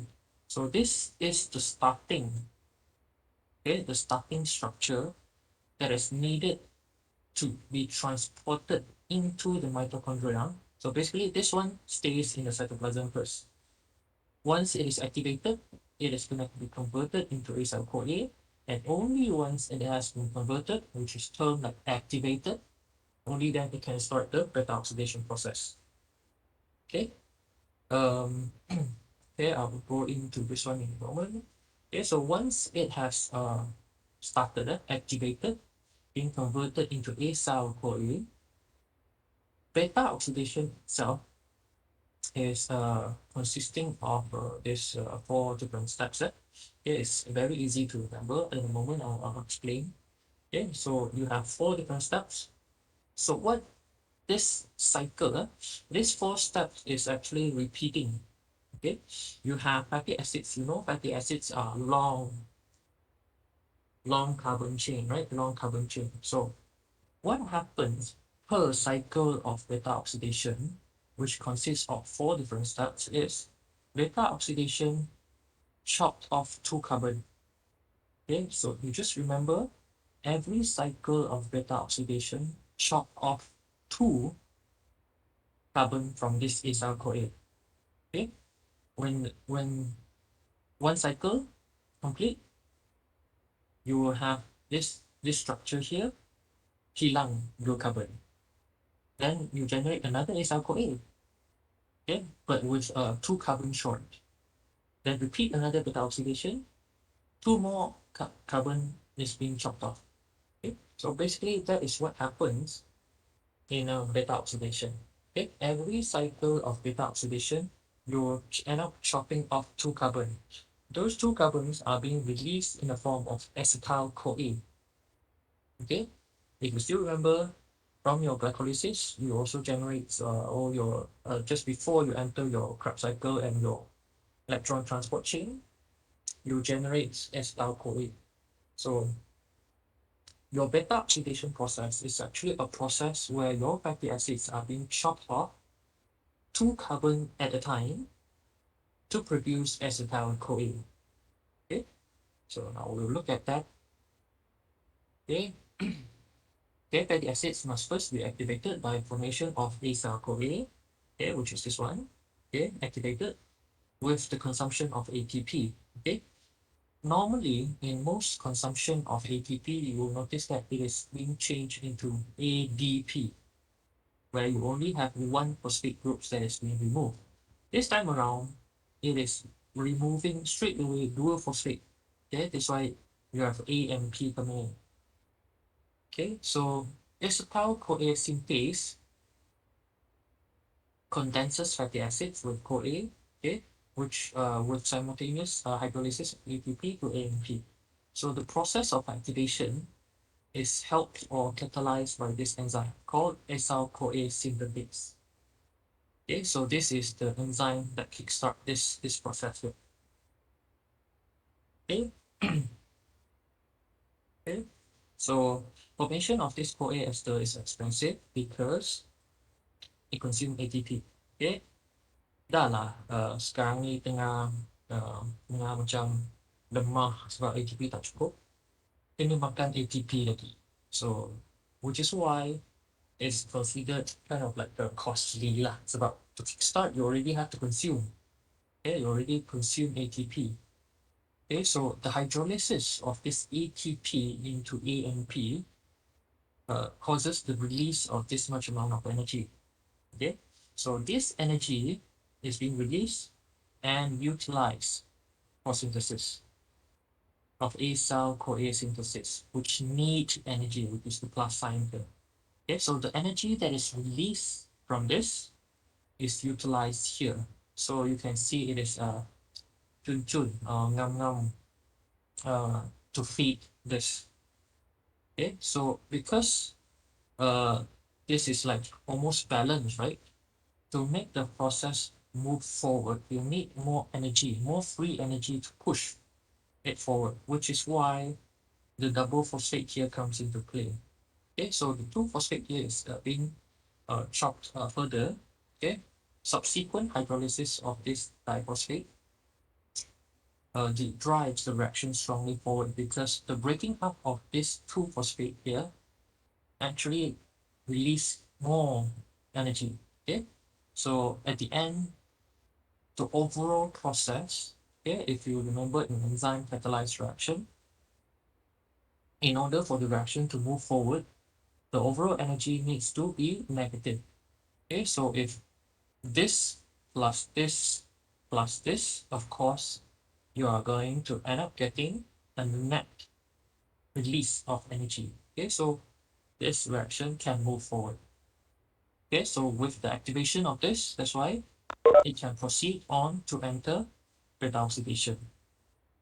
Okay, so of course, in order for beta oxidation to take place, acyl-CoA that is formed, okay, jangan lupa, this is in the cytoplasm. Okay, acyl-CoA here, which is produced and formed on the surface, or is actually occurring if you really look at the position of this acyl-CoA synthase. This enzyme here is actually very much near the surface of your mitochondria.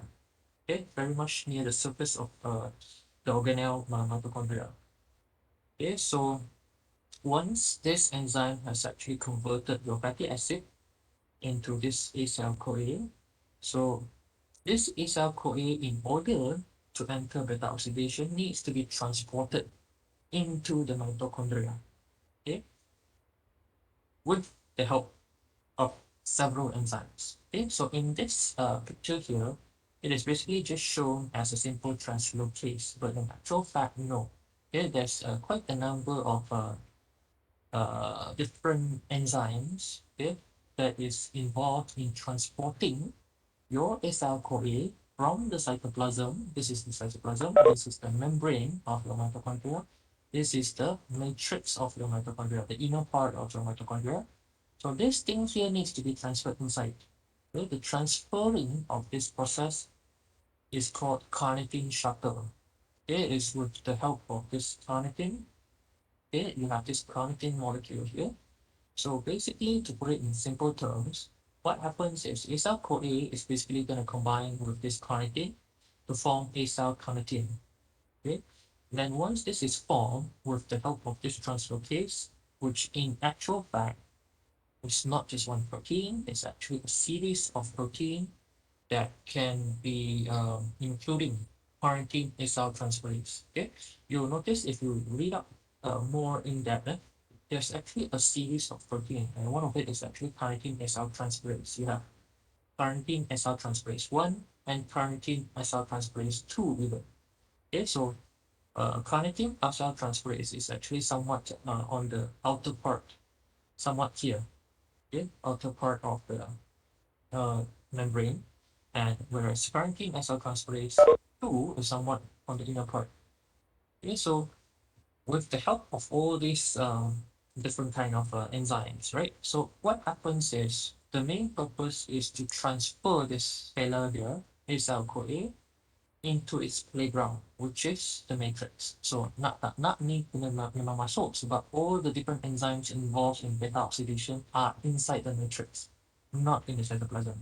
So with the help of this series of enzymes here, this here, because you know this is fatty acids with a long chain of non kind of like hydrophobic lah. You can say it's hydrophobic, long hydrophobic tail that is lingering around. Of course, it won't simply pass through the membrane just like that. So it needs something to help to carry. So in the process of going in, you will have this carnitine, okay, that binds to this acyl CoA to form this acyl carnitine, which then will be pushed in, okay, and then once it is entered, it is gonna be converted back to acyl CoA. Remember, in order to enter beta oxidation, only acyl CoA can take place. Can kira macam this is the only player that can go into into beta oxidation. Okay, kalau let's say it is acyl carnitine, no, because you have this carnitine component there yang kacau tak dapat. Okay, so remember, in order to kickstart your beta oxidation, once it is activated in the cytoplasm, it needs to be converted back into acyl CoA. Okay, because the enzymes that is involved in the first steps of your beta oxidation only recognizes acyl CoA. Okay, so once this has been transported inside into the matrix, then the carnitine can, and there's another kind of like the membrane protein that helps to transfer, okay, which is the transferase number 2, okay, that transfer your carnitine out, okay, so that more carnitine can actually be bind with acyl CoA to transfer more in. Okay, so it's basically like a cycle lah. Okay, so deficiencies of carnitine or carnitine transferase, okay, are related to disease. Okay, so in most biological processes, it's normally like that. Whenever a certain receptor or certain membrane protein or certain pump, for example, that is not functioning, of course, it's going to interfere with various kind of processes. Okay, so symptoms include muscle cramp during exercise, severe weakness, and death affect muscles, kidneys, and heart tissue. So you imagine during exercise, like the examples that I mentioned earlier on, the body is already lacking of ATP. So to kickstart beta oxidation, you already consume some ATP already. Dah lah, dah lemah, dah tak cukup ATP, pakai lagi ATP. Okay? ATP dah pakai, tapi tiba-tiba, let's say there's a defect on this transfer filter, all this activated acyl CoA tak dapat nak masuk. Lagi lah teruk. So ATP tak dapat cannot be produced. So which is why it leads to various kind of problems lah. Okay, so muscle cramps and so on. Okay, so now assuming that everything went well, okay, everything went well. Your acyl CoA has managed to land inside the mitochondria. Dia dah boleh masuk. So it's already in an acyl CoA form. Okay, so now basically it means you can start your beta oxidation. So like what I mentioned just now, beta oxidation is a process, a cycle that consists of 4 steps. Okay, 4 steps. What are the 4 steps? Okay, 1, 2, 3, 4. Okay, so step number 1 and number 3 is very similar. Okay, so instead of you having to like memorize the process and so on, which most of you, even for me myself, ini very difficult lah. Macam susah lah nak ingat formula macam ni. So alright. So actually the easiest way is for you to understand what actually happens in beta oxidation. Okay. So like what I mentioned, there are 4 steps. Step number 1 and step number 3 are basically very, you can say it's similar lah. Okay, because what it does is you basically remove hydrogen. Okay, so this is your fatty acid. Okay, it's our CoA with the CoA S here. So basically this part here, you can very much ignore it. It's like a tag or an identifier to tell, to say, oh, me as a CoA, it's about, it's basically from this tag here lah. So the rest is basically, the main player that is playing a part here is basically the red colored carbon that you see here. Okay, so if you recall the structure of your carboxylic acid, okay, so initially you have your C double bond O and OH at here, right? So because of the activation process, the O here is basically bye-bye already, so it's activated. Change to acyl CoA, so you have a C double bond O and an S. So this part here is the part that is a constant throughout the whole process. So the main player that is playing part is the red colored carbon. Okay, the reason why this process is called beta oxidation is because the process actually chopped off the bond between alpha and beta carbon. So this, if you look at from here, okay, because this is kind of like the functional groups of this whole structure, right? So you have the C double bond O here, okay, starting to count from here, the first carbon nearest to your C double bond O here is counted as or named as alpha. Okay, this is your alpha carbon, beta carbon, and so on. Okay, if you name it continuously. Okay, so the process is called beta oxidation is because the process chopped off the bond between alpha and carbon, alpha and beta carbon.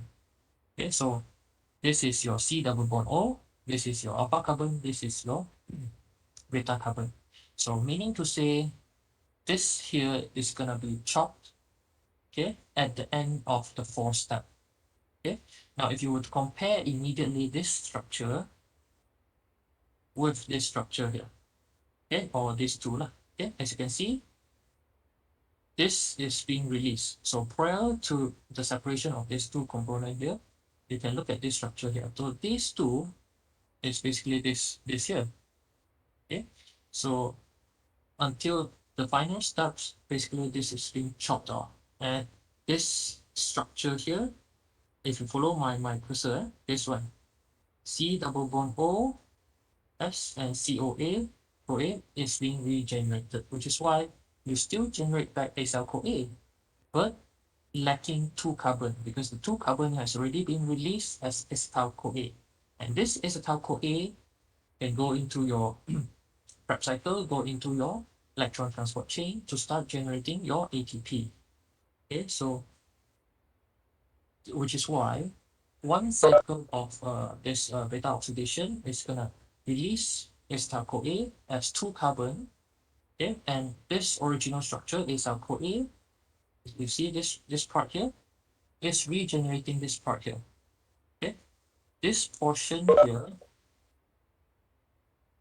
this one. Okay, this portion here is very much regenerated here. Okay, so this is very much regenerating the same player to start the whole process again. Okay, so like what I said, there are 4 steps. The first step and the third steps are the same, in which the process is basically to remove hydrogen. Okay, so it is called oxidation, or some even call it dehydrogenation. Okay, because the process is basically removing hydrogen. Okay, so the hydrogen that are removed is basically being given to who? Dia buang dekat sini, bagi dekat FAD. Okay, so the 2 hydrogens that are removed is given to FAD to produce FADH2. Now, if you remember, FADH2 is also a member that is playing inside your electron transport chain for energy generation. So, dah sini dah generate FADH2, so adalah sikit energy to go to electron transport chain to produce your ATP.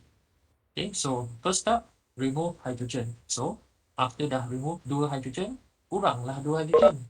So end up sini sebab to balance the structure, right? It forms a double bond. Okay, so a double bond is produced. So the reason why I say step 1 and step 3 is the same is because step 3 here, okay, which is also called oxidation or dehydrogenation, is removing hydrogen. Okay, so as you can see, if you compare here, the red one, the H is being removed and given to NAD. Okay, so NAD form NADH. So this NADH can then also take part in your electron transport chain to further generate more energy. Okay, so basically, just remember, H are being removed in step 1 and step 3. Okay, the removed hydrogens are given to members playing in the electron transport chain, which is your FADH2 and NADH. Okay, so now back to that is for step 1 and step 3. Okay, after step 1, you remove the hydrogen, you end up generating a structure with two less hydrogen, and you end up creating a double bond. Okay, you create a double bond. So step number 2 is basically adding water. Okay, hydration, adding water. Okay, so water will come in. So water basically, as you are aware, basically when waters are chopped, normally it is chopped to produce OH and H. So hilanglah double bond. So it is fine in such a way. Okay, so once this structure is formed, so once water has been added in, step number 3, removing hydrogen. So hydrogen is going to be removed, 1H, 1H. So one is being released as hydrogen ion, one is given to NADH. So after dah 1H lagi, so basically it is ready. Okay, it is ready for chopping. Okay, because once this H has been removed, you will generate another carbonyl group. Okay, another carbonyl C double bond O here. Okay, so you can actually say that the first three steps is basically to prepare for the chopping process. Okay, that's the fourth step. Step number 4 is the chopping. Okay, the number 4 step is the chopping. So you can say the first 3 step is the preparation step for uh, the fourth enzyme here, thiolase. This is the process called thiolysis, catalyzed by the enzyme called thiolase. Okay, to chop off here. Okay, because when this is chopped, remember this is a cycle. It needs to regenerate this structure. Okay, this structure needs to be regenerated. So dia potong dekat sini. So this another CoA SH needs to come in lah. Okay, sebab the asal punya CoA SH is already following this one. Okay, dah tak ada. So another needs to come in and tampal dekat sini. Okay, so sebab sini dah potong kan, dia potong dekat sini. So this one goes out as this structure. Dan nanti dekat sini, dia tambah dengan yang this one. So become this one. So this structure here is the same as this structure here. Okay, so basically it is already on standby. Once this is produced, it is on standby to be chopped further for another cycle. Okay, so I'll go to this in a moment. Okay, okay. Now this is a detailed look at what actually happens. Okay, like what I mentioned just now. Okay, this is the first step. Okay, this is the first step. You have your acyl CoA. You have acyl CoA. So remember, so this is a process where your beta carbon is being the bond between your alpha carbon and beta carbon is being chopped off. So you must take note what actually happens here. Okay, you must kind of like be familiar lah what is actually happening here, so that you it'll be easier for you to understand what actually happens in a different state or different condition.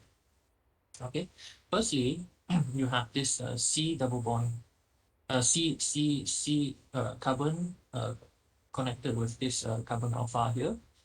So first step, oxidation or dehydrogenation. Okay, so two hydrogens are removed, given to FAD. Okay, you produce FADH2. Okay, this process is catalyzed by, because it is removing hydrogen, right? Dehydrogenation. So the enzyme is dehydrogenase. Okay, the name of the enzyme is acyl-CoA dehydrogenase. The name followed the substrate. Okay, because the enzyme here reacts with this. Okay, so the name of the enzyme is acyl-CoA dehydrogenase, because the process remove hydrogen, dehydrogenase. Okay, so once this is removed, it produces this structure called trans-enol-CoA. Okay, trans, because this double bond that is produced here is in a trans conformation. Okay, so this here is basically another if you look at the diagram at the bottom here, this one, okay, this is basically telling you that uh what happens to this one. Okay, in beta oxidation, this is basically just the first step, producing this. Okay, your FAD that is produced is basically going to be feed into your electron transport chain to contribute to ATP production. Okay, so one FADH can contributes to 1.5 ATP. Okay, one FADH2 contributes to 1.5 ATP, which is why sebelum beta oxidation habis, this one, this first step here is already contributing to the production of ATP. Okay, so now in the next step, okay, now after generating, you have removed two hydrogen already, right? So the next step, you generate enol-CoA, right? Enol-CoA basically characterized with the bond between these two carbon to be a double bond. Okay, remember, this is a double bond. The next step, adding water, hydration. Okay, hydration, adding water, hydratase. So the enzyme catalyzing the process is called the substrate name, enol-CoA. See, the substrate name, enol-CoA, adding water, enol-CoA hydratase. Okay, so this is the enzyme that catalyzes this process. Okay, so that is how I normally used to refer to. Actually, this is the common way how enzymes are named. Okay, it is very common for enzymes to be named after the substrate that it catalyzes and also the process it catalyzes. Okay, if it's adding water, most often hydrolase is very uh, related to the process it catalyzes. Okay, so adding water, so this is being water molecules chopped up from an OH and H, so it is being given to the double bond. So dah tak ada double bond, so you end up getting hydroxy acyl CoA. Okay, hydroxy acyl CoA. So you can basically, in the next slide, you can anticipate the enzyme name. Okay, so anyone would like to guess what is the third step? If you still remember what is the process?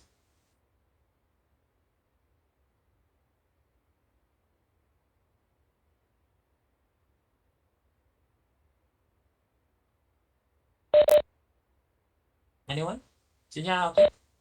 Hydroxyacyl-CoA Okay, dehydrogenase. okay, let us have a look. Yes, you see, it is the same. Okay, hydroxyacyl-CoA dehydrogenase, because you are removing hydrogen. Okay, so it is following exactly the name of the substrate. Okay, thank you very much. Okay, for that. Okay, so now let us look again at this water steps. Okay, adding water. So when you add water, you have for this double bond, okay, for this double bond, when you have trans, there will be cases where you also have cis. Okay, so the difference is basically just for trans, basically one on top, one at the bottom. Okay, tak sama. Kalau cis, basically both hydrogen is on the same side lah. Okay, it's either on the top or at the bottom. Then it is a cis punya configuration. Cis normally will occur when you have fatty acids, some of them are unsaturated fatty acids, right? Meaning to say the original structure itself already contains a double bond. Okay, so what happens when the enzyme places fatty acid that contain unsaturated or original double bond? Because this double bond here is generated by this enzyme here. So because of the enzyme's reaction, you produce this double bond. Okay, later on we will look at that, what happens when we have double bonds that are original. Okay, so how does the enzyme chop off to produce acetyl CoA? Okay, so this is something just for your information. So if it's a trans conformation, okay, from trans conformation after the reaction of this hydroxylase enzyme, you will normally generate an L configuration, L isomer.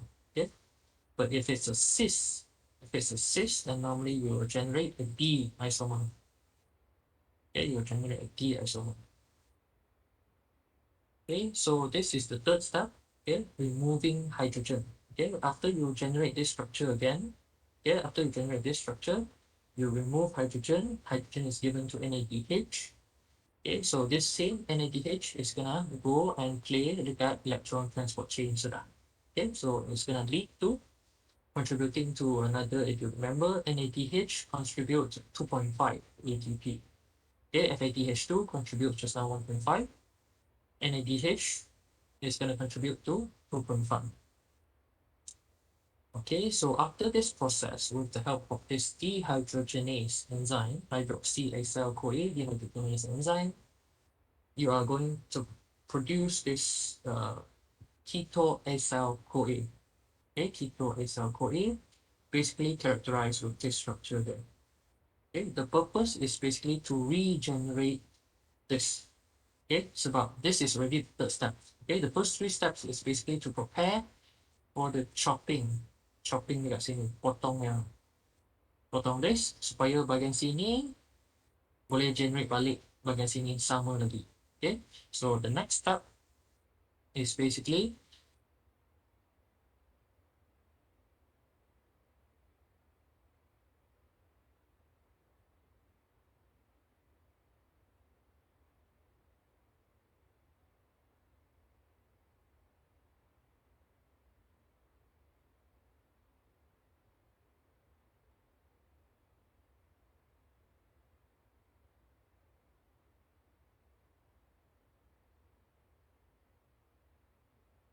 uh, uh, just a quick check. Did you lose me for a while just now? Yes. Yes, Yes, Yes, doctor. doctor. Okay. Oh, so meaning to say it's true that because whenever I see that notification came out, right? Uh, I see myself on the screen freeze. Okay, so I'm just wondering whether you can still hear me. So now I can see myself moving. So that means you all can hear me.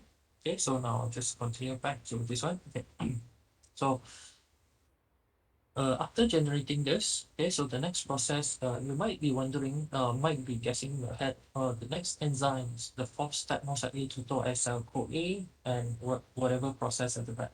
But just remember the fourth step is exception, okay? So there's a specific enzyme with a different name, okay, with name thiolase, okay?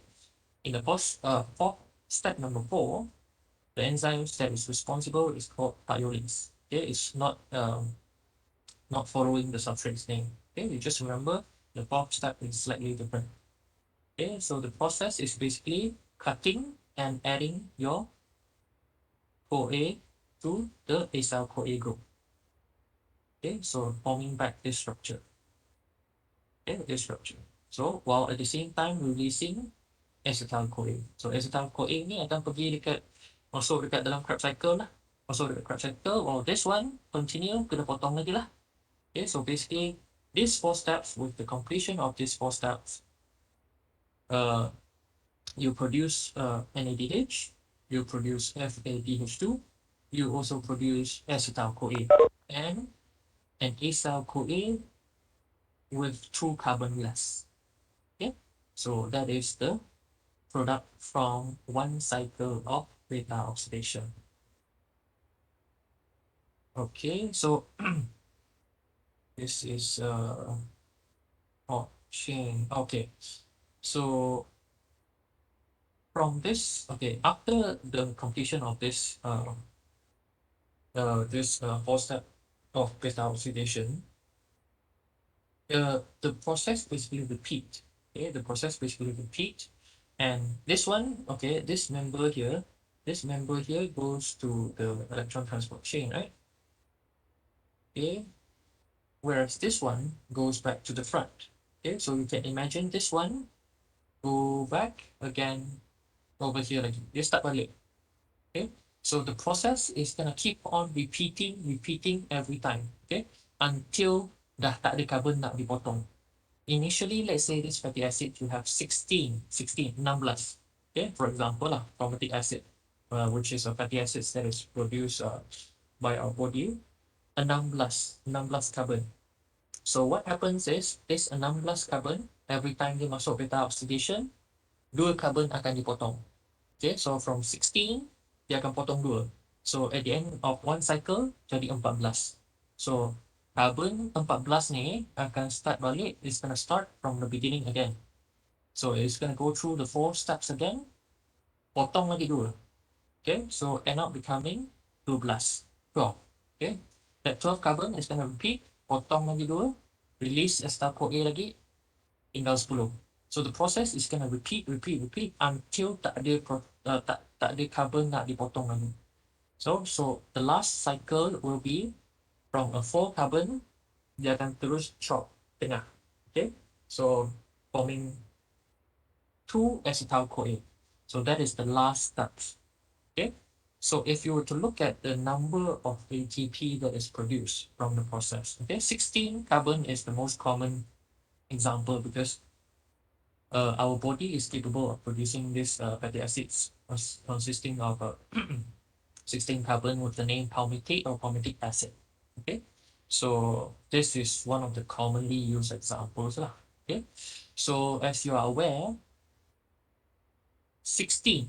Okay, so how do you get from the complete oxidation of 16 carbon, how do you get 106 ATP? Okay, so this is the breakdown. Okay, if you count one cycle, potong 2. So to complete cutting of 16, so that you end up generating acetyl-CoA, you end up getting 8. Sebab each time you potong 2 kan, you akan at the end up getting 8 acetyl-CoA. So to get 8 acetyl-CoA, you actually have to go through 7 cycle of beta oxidation, because the last step, the 7th step, generate 2 straight away, because you only have 4, right? You only have 4. The last step, you only have 4, so you chop tengah, terus keluar 2. So 7 cycle of beta oxidation is gonna release 8. Okay, 8 acetyl-CoA. So one acetyl-CoA, when it is being fed to Krebs cycle and electron transport chain, is going to contribute to 10 ATP. That is for one acetyl-CoA. Okay, one acetyl-CoA contribute to 10 ATP. So what if you have 8 acetyl-CoA, 8 darab 10, you dapat 80. Okay, because from the cutting of 16, you generate 8 acetyl-CoA, 1 acetyl-CoA generate 10 ATP. So if you have 8, 8 darab 10, jadi 80. Okay, so one cycle of beta oxidation, if you remember, generate 1 NADH and 1 FADH2. Okay, so you have 7 cycle now. Okay, remember you have 7 cycles to completely chop this. So you generate 7 NADH, 7 FADH2, 7 FADH2, 7 NADH. So 1 FAD contributes 1.5. So 1.5 multiplies by 7, you get 10.5. 2.5 multiplied by 7, you get 17.5. You jumlahkan, you akan dapat 108. But how to get 106? Jangan lupa, at the start, you have already consumed 2 ATP equivalent because ATP yang dipotong for the activation step, if you still remember, for the activation, nak activatekan dia, dia pakai ATP kan? So kena tolak. Okay? So ATP ni disebabkan dia dipotong jadi AMP. It is being cut and changed into AMP rather than ADP, which is commonly the common process. But this time around, it is like as if 2 phosphate are being 2 ATP has been used because you chopped off 2 phosphate. Sebab nanti, you still remember, this one breaks further, contribute more energy. Okay, if we refer to this one up. This one breaks further. So as if like this is the first ATP, this is the second ATP. So which is why they calculate it to be 2 ATP equivalent. Okay? Even though in actual fact dia cuma potong satu lah. Tapi because tempat dia potong tu, dia potong menjadikan AMP, bukan jadikan ADP. Okay? So it is like, sebab nanti yang ni macam 2 phosphate yang dah dipotong. So they calculate this to be 2 ATP. Okay, so which is why 108 needs to minus off 2. Okay, so which gives you 106 ATP only.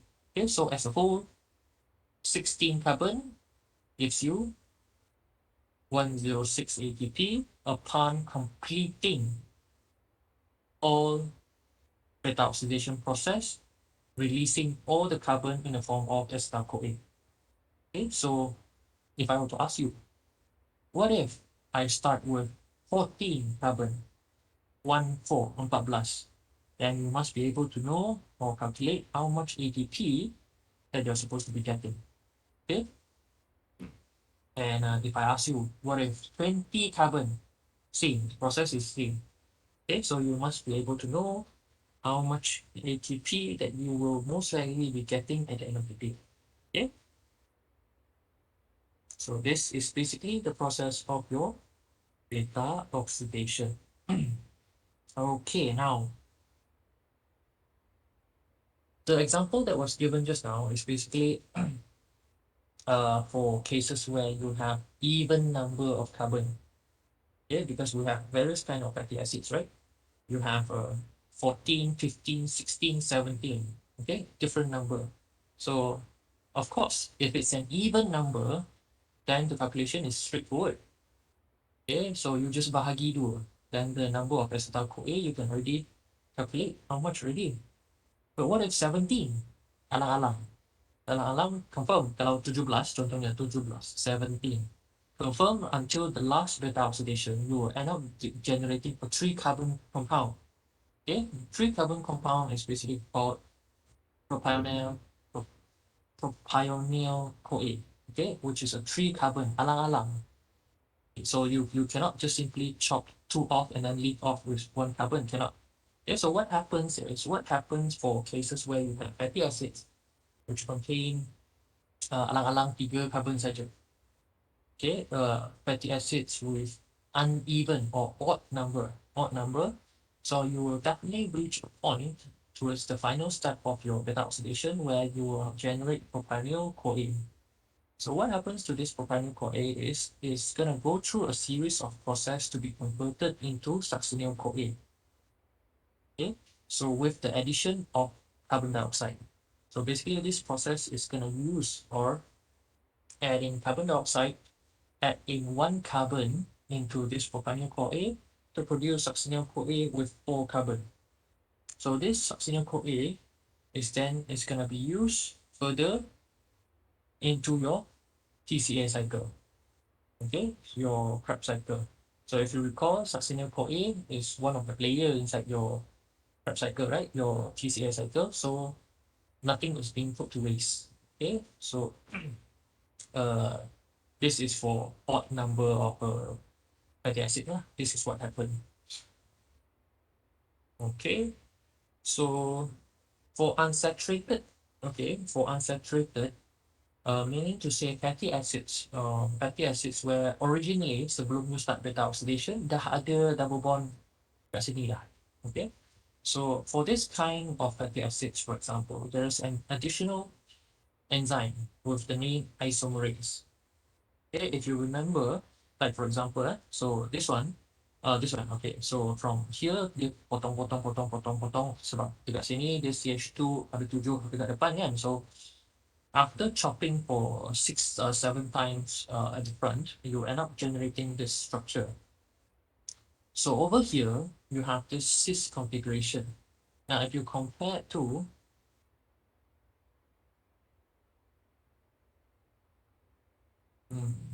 okay, in order for you to move on to the next steps, you need a trans conformation. Okay, like this. You cannot have it in a cis conformation like this. Tak dapat. Okay, because the enzyme in the next step tak kenal. It will recognize. So what happens is you have this isomerase that comes into play. What it does is it reorganizes this so that this double bond here switch location and is formed exactly at the beta carbon here. Okay, the bond between your beta carbon and alpha carbon.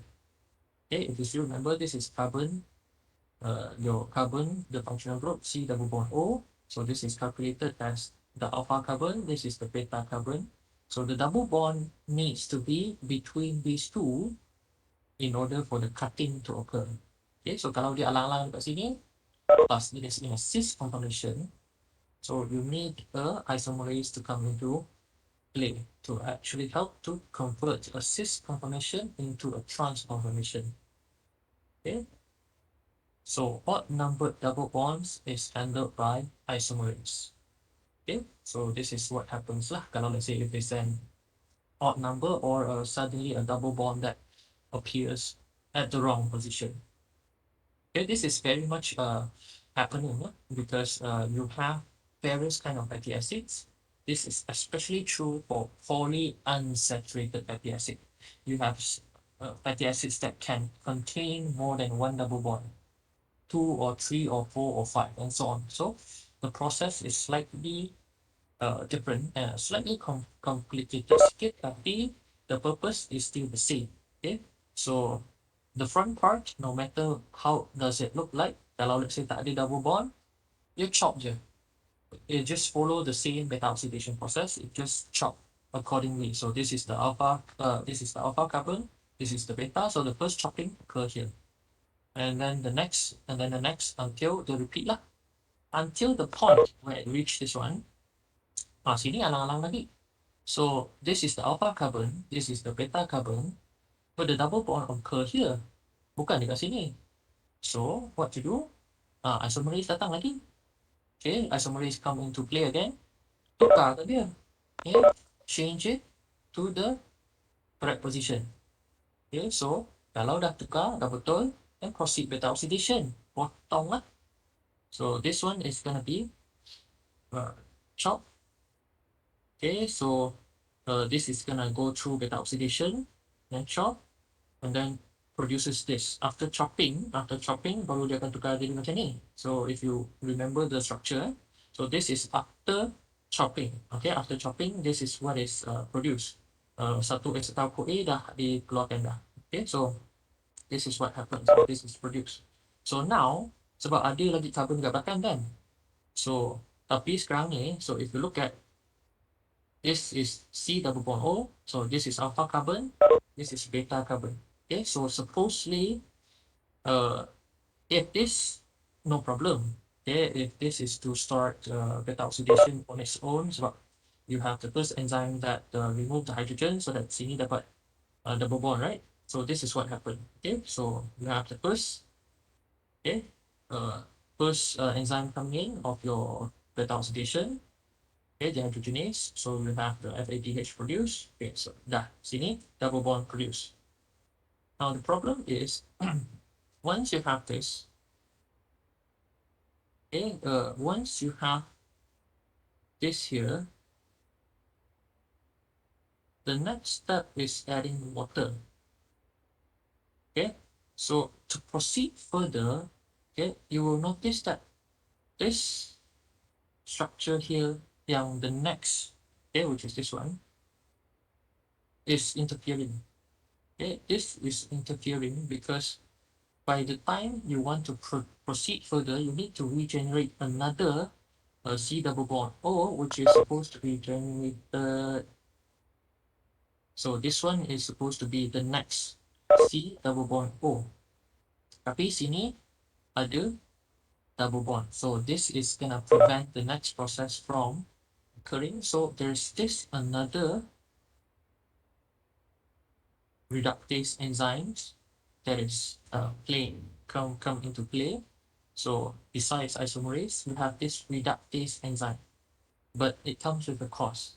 Instead of producing, it uses NADPH. Okay, so to utilize the H, okay, to utilize the H, so that instead of having two double bond, you end up getting only one double bond. So at the cost of one NADH. Okay, one NADH, so you produce on this. Tapi sini dia end up producing double bond dekat sini pula. Bukan double bond dekat sini. So datang lagi lah isomerase tukar tempat double bond ni, okay, to change to this one. So once this is converted into this form, and it continue your beta oxidation. So no matter what kind of fatty acids that is present, no matter how many double bonds that is present, the cell has a way to convert it into acetyl-CoA. Okay. So now this one is the part where we looked at what happens, okay, when we have excess. Tiba-tiba kan, for example, if uh, someone is because normally this beta oxidation happens when the body wants extra energy, right? Dah tak cukup energy from glucose because lack of carbon source, lack of carbohydrates. So lack of carbohydrates, lack of glucose, lack of glucose, lack of ATP. So lack of ATP, the brain will give out signal, produce certain hormones, activate the release of, start the process of utilizing fat. So sometimes there are cases whereby the process is activated terlalu banyak. Okay, so if it's activated too much, it will actually causes the accumulation. You know, once this is the end product of beta oxidation is the production of acetyl-CoA. Okay, this is the final product of your beta oxidation. So if more and more fatty acids are chopped, it will eventually leads to the accumulation of acetyl-CoA. Okay, so acetyl-CoA accumulates. The accumulated acetyl-CoA can actually be converted. Okay, this is your acetyl-CoA, can extra, kalau ada banyak sangat, can actually be converted into ketone bodies. Okay, ketone bodies are acetoacetate like this, which can be further converted into acetone or hydroxybutyrate. Okay, these three are called ketone bodies. Okay, ketone bodies are produced from your acetyl-CoA. Kalau saya sini banyak sangat ya, too many, okay, the body is not utilizing it that much. It is basically going to be converted into ketone bodies. So these are kind of like the special source of fuel and energy for certain tissue, yeah, especially the brain and heart. Yeah, brain, heart, and muscles. And actually, it is a source of food for your cells, red blood cells. Okay, uh, especially organs yang tak ada mitochondria. Okay, so your brain and your red blood cells tak ada mitochondria, especially your red blood cells yang tak ada mitochondria. So tak ada mitochondria, so you need the source of energy will be for your from ketone bodies. Okay, so dah lah, the body is under starvation, right? So dah tak cukup ATP, fats are being burned, okay, chop and release ATP, and acetyl-CoA. So acetyl-CoA is some of it is being converted into ketone bodies. Okay, so these ketone bodies are used as feedstock for different organs. Okay, so under starvation condition, no carbs produced. It's converted to ketone bodies. Okay, during starvation, they are transportable forms of fatty acids. So it's basically what was mentioned just now. So this one, acetyl-CoA, can be converted into ketone bodies. At the same time, boleh juga ditukar balik. Okay, once there is the need for acetyl-CoA, this acetyl-CoA, the ketone bodies that is produced, like acetoacetate, can be converted back into acetyl-CoA. Okay, with the help of various kind of enzymes. Okay, it can be converted back into acetyl-CoA and be feed lagi lah dekat dalam depends nak masuk Krebs cycle, or it needs to be stored, then boleh di process according to the need lah. But normally this ketone bodies, right, is somewhat like problematic for those with diabetes. Okay, so why is that?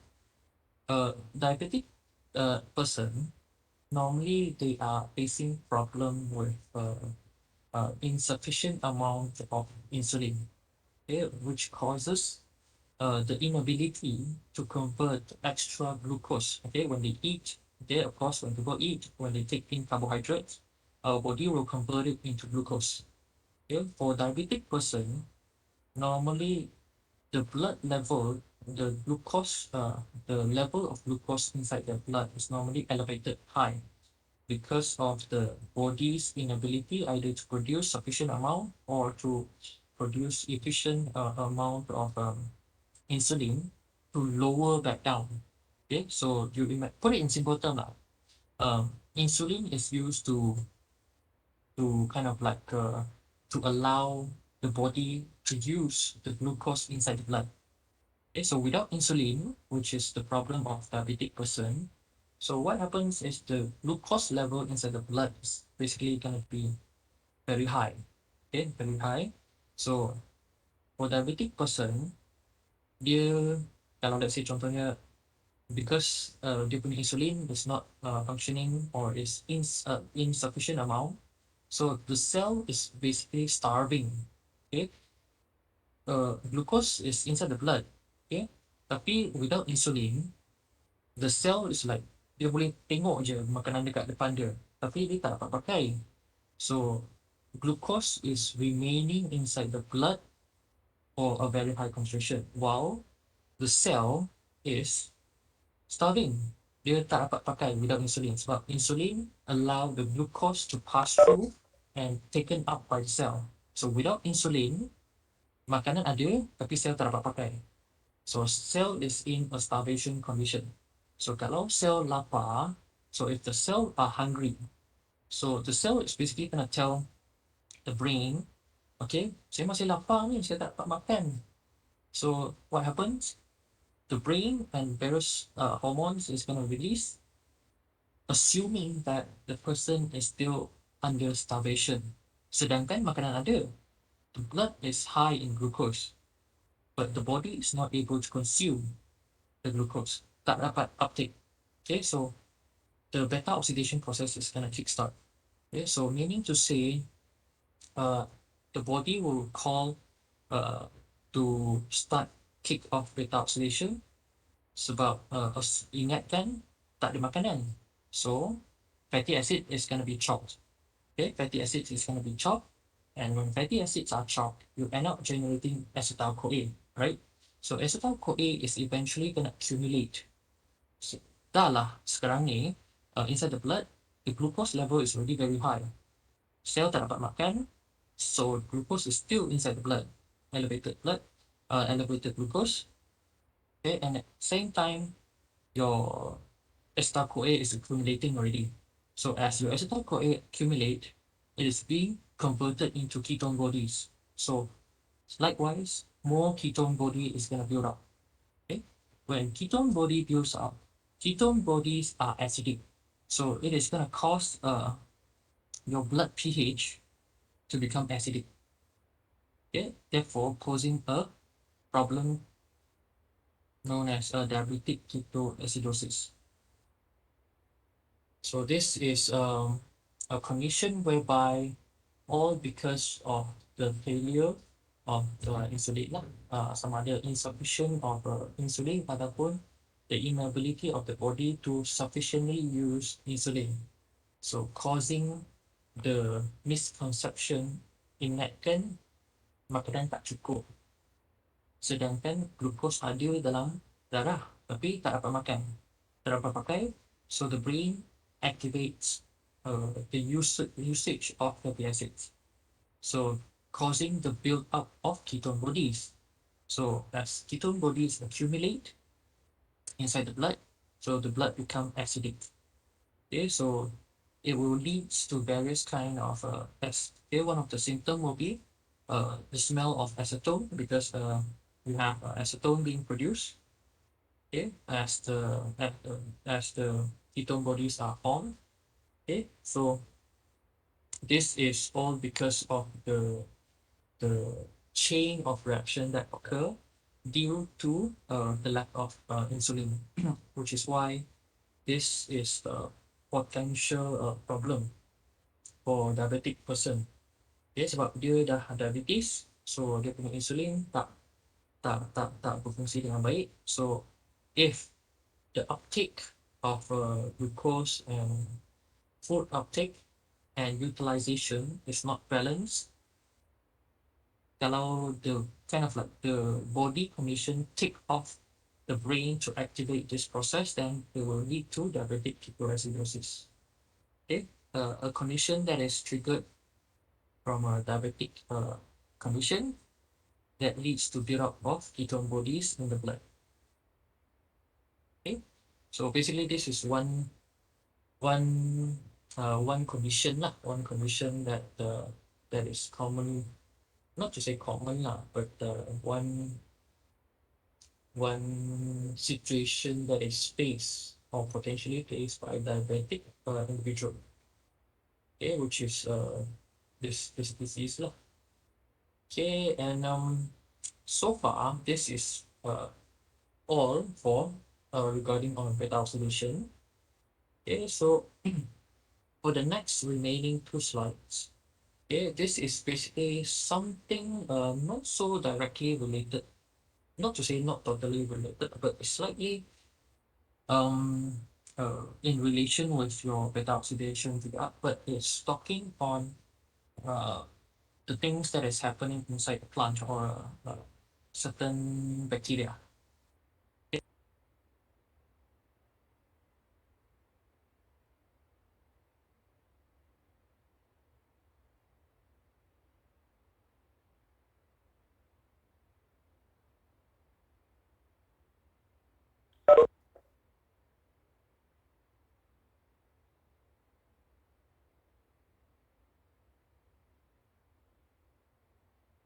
Okay, I'm back. Tadi dia pop up lagi black signal, so I assume you all cannot hear me again. Okay, so let me repeat this. Okay, so this is a cycle that is present inside plant and bacteria. Okay, so what happens for this situation is that it is actually you can imagine it's a special cycle lah. It's a special cycle that allows the usage of acetate as a source of food. Okay, as a source of food. Food normally it is you can imagine it is actually like glucose, something like glucose, like food. Okay, so in plant and bacteria, they can actually from beta oxidation, you produce acetyl-CoA, right? Okay, you produce acetyl-CoA. So in plant and certain bacteria, they can actually convert acetyl-CoA back into glucose. Okay, with a special cycle known as glyoxylate cycle.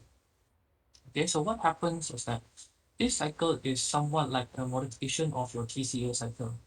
Okay, your Krebs cycle. If you look at here, if you remember your TCA cycle, okay, you have your oxaloacetate. Oxaloacetate binds with your acetyl-CoA to produce your citrate and then converted further into your isocitrate.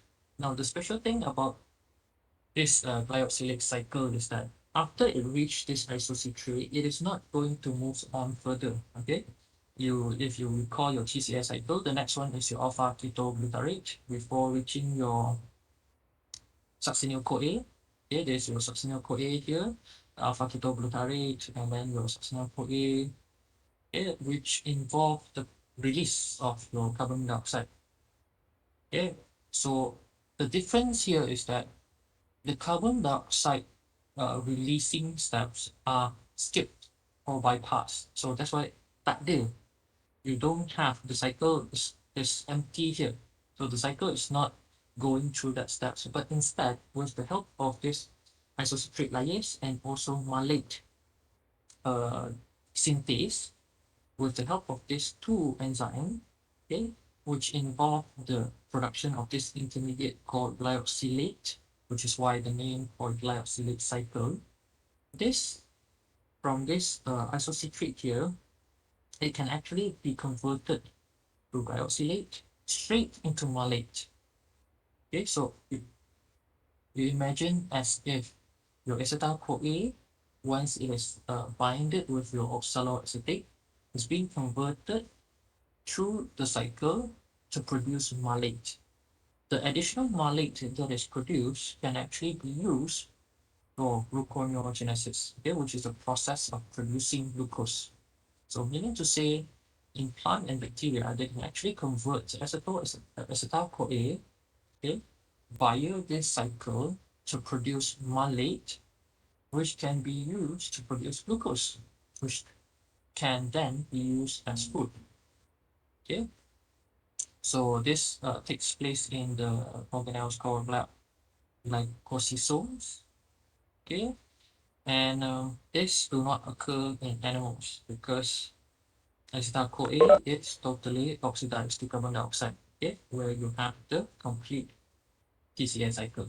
So this is somewhat a special cycle that is present in animal tissue, oh not animal, plant tissue. Okay, plant tissue which allow plant to actually utilize fats. Okay, because beta oxidation is a process from converting from fatty acids, chop it down to produce acetyl-CoA. So the acetyl-CoA in plant can actually be used to generate food. Okay, this is particularly useful in seed germination. You know, seed when it is still germinating, there's basically dia tak ada akar, tak ada daun lagi kan. So how does it carry out photosynthesis? No way, right? So it is still very much relying on the food storage that it has uh, inside the seed cell. Okay, so that of course includes some fat storage, which is the fatty acids. Okay, so with the help of beta oxidation, as the seed is germinating, so dia baru serap air, okay dapat air dah, tapi tak ada daun, so tak ada daun, tak ada photosynthesis, so tak ada photosynthesis, tak ada glucose. So the glucose actually comes from part of it from this process. Okay, so the fatty acids that is used for energy production, okay, via beta oxidation, thus causing the release of acetyl-CoA.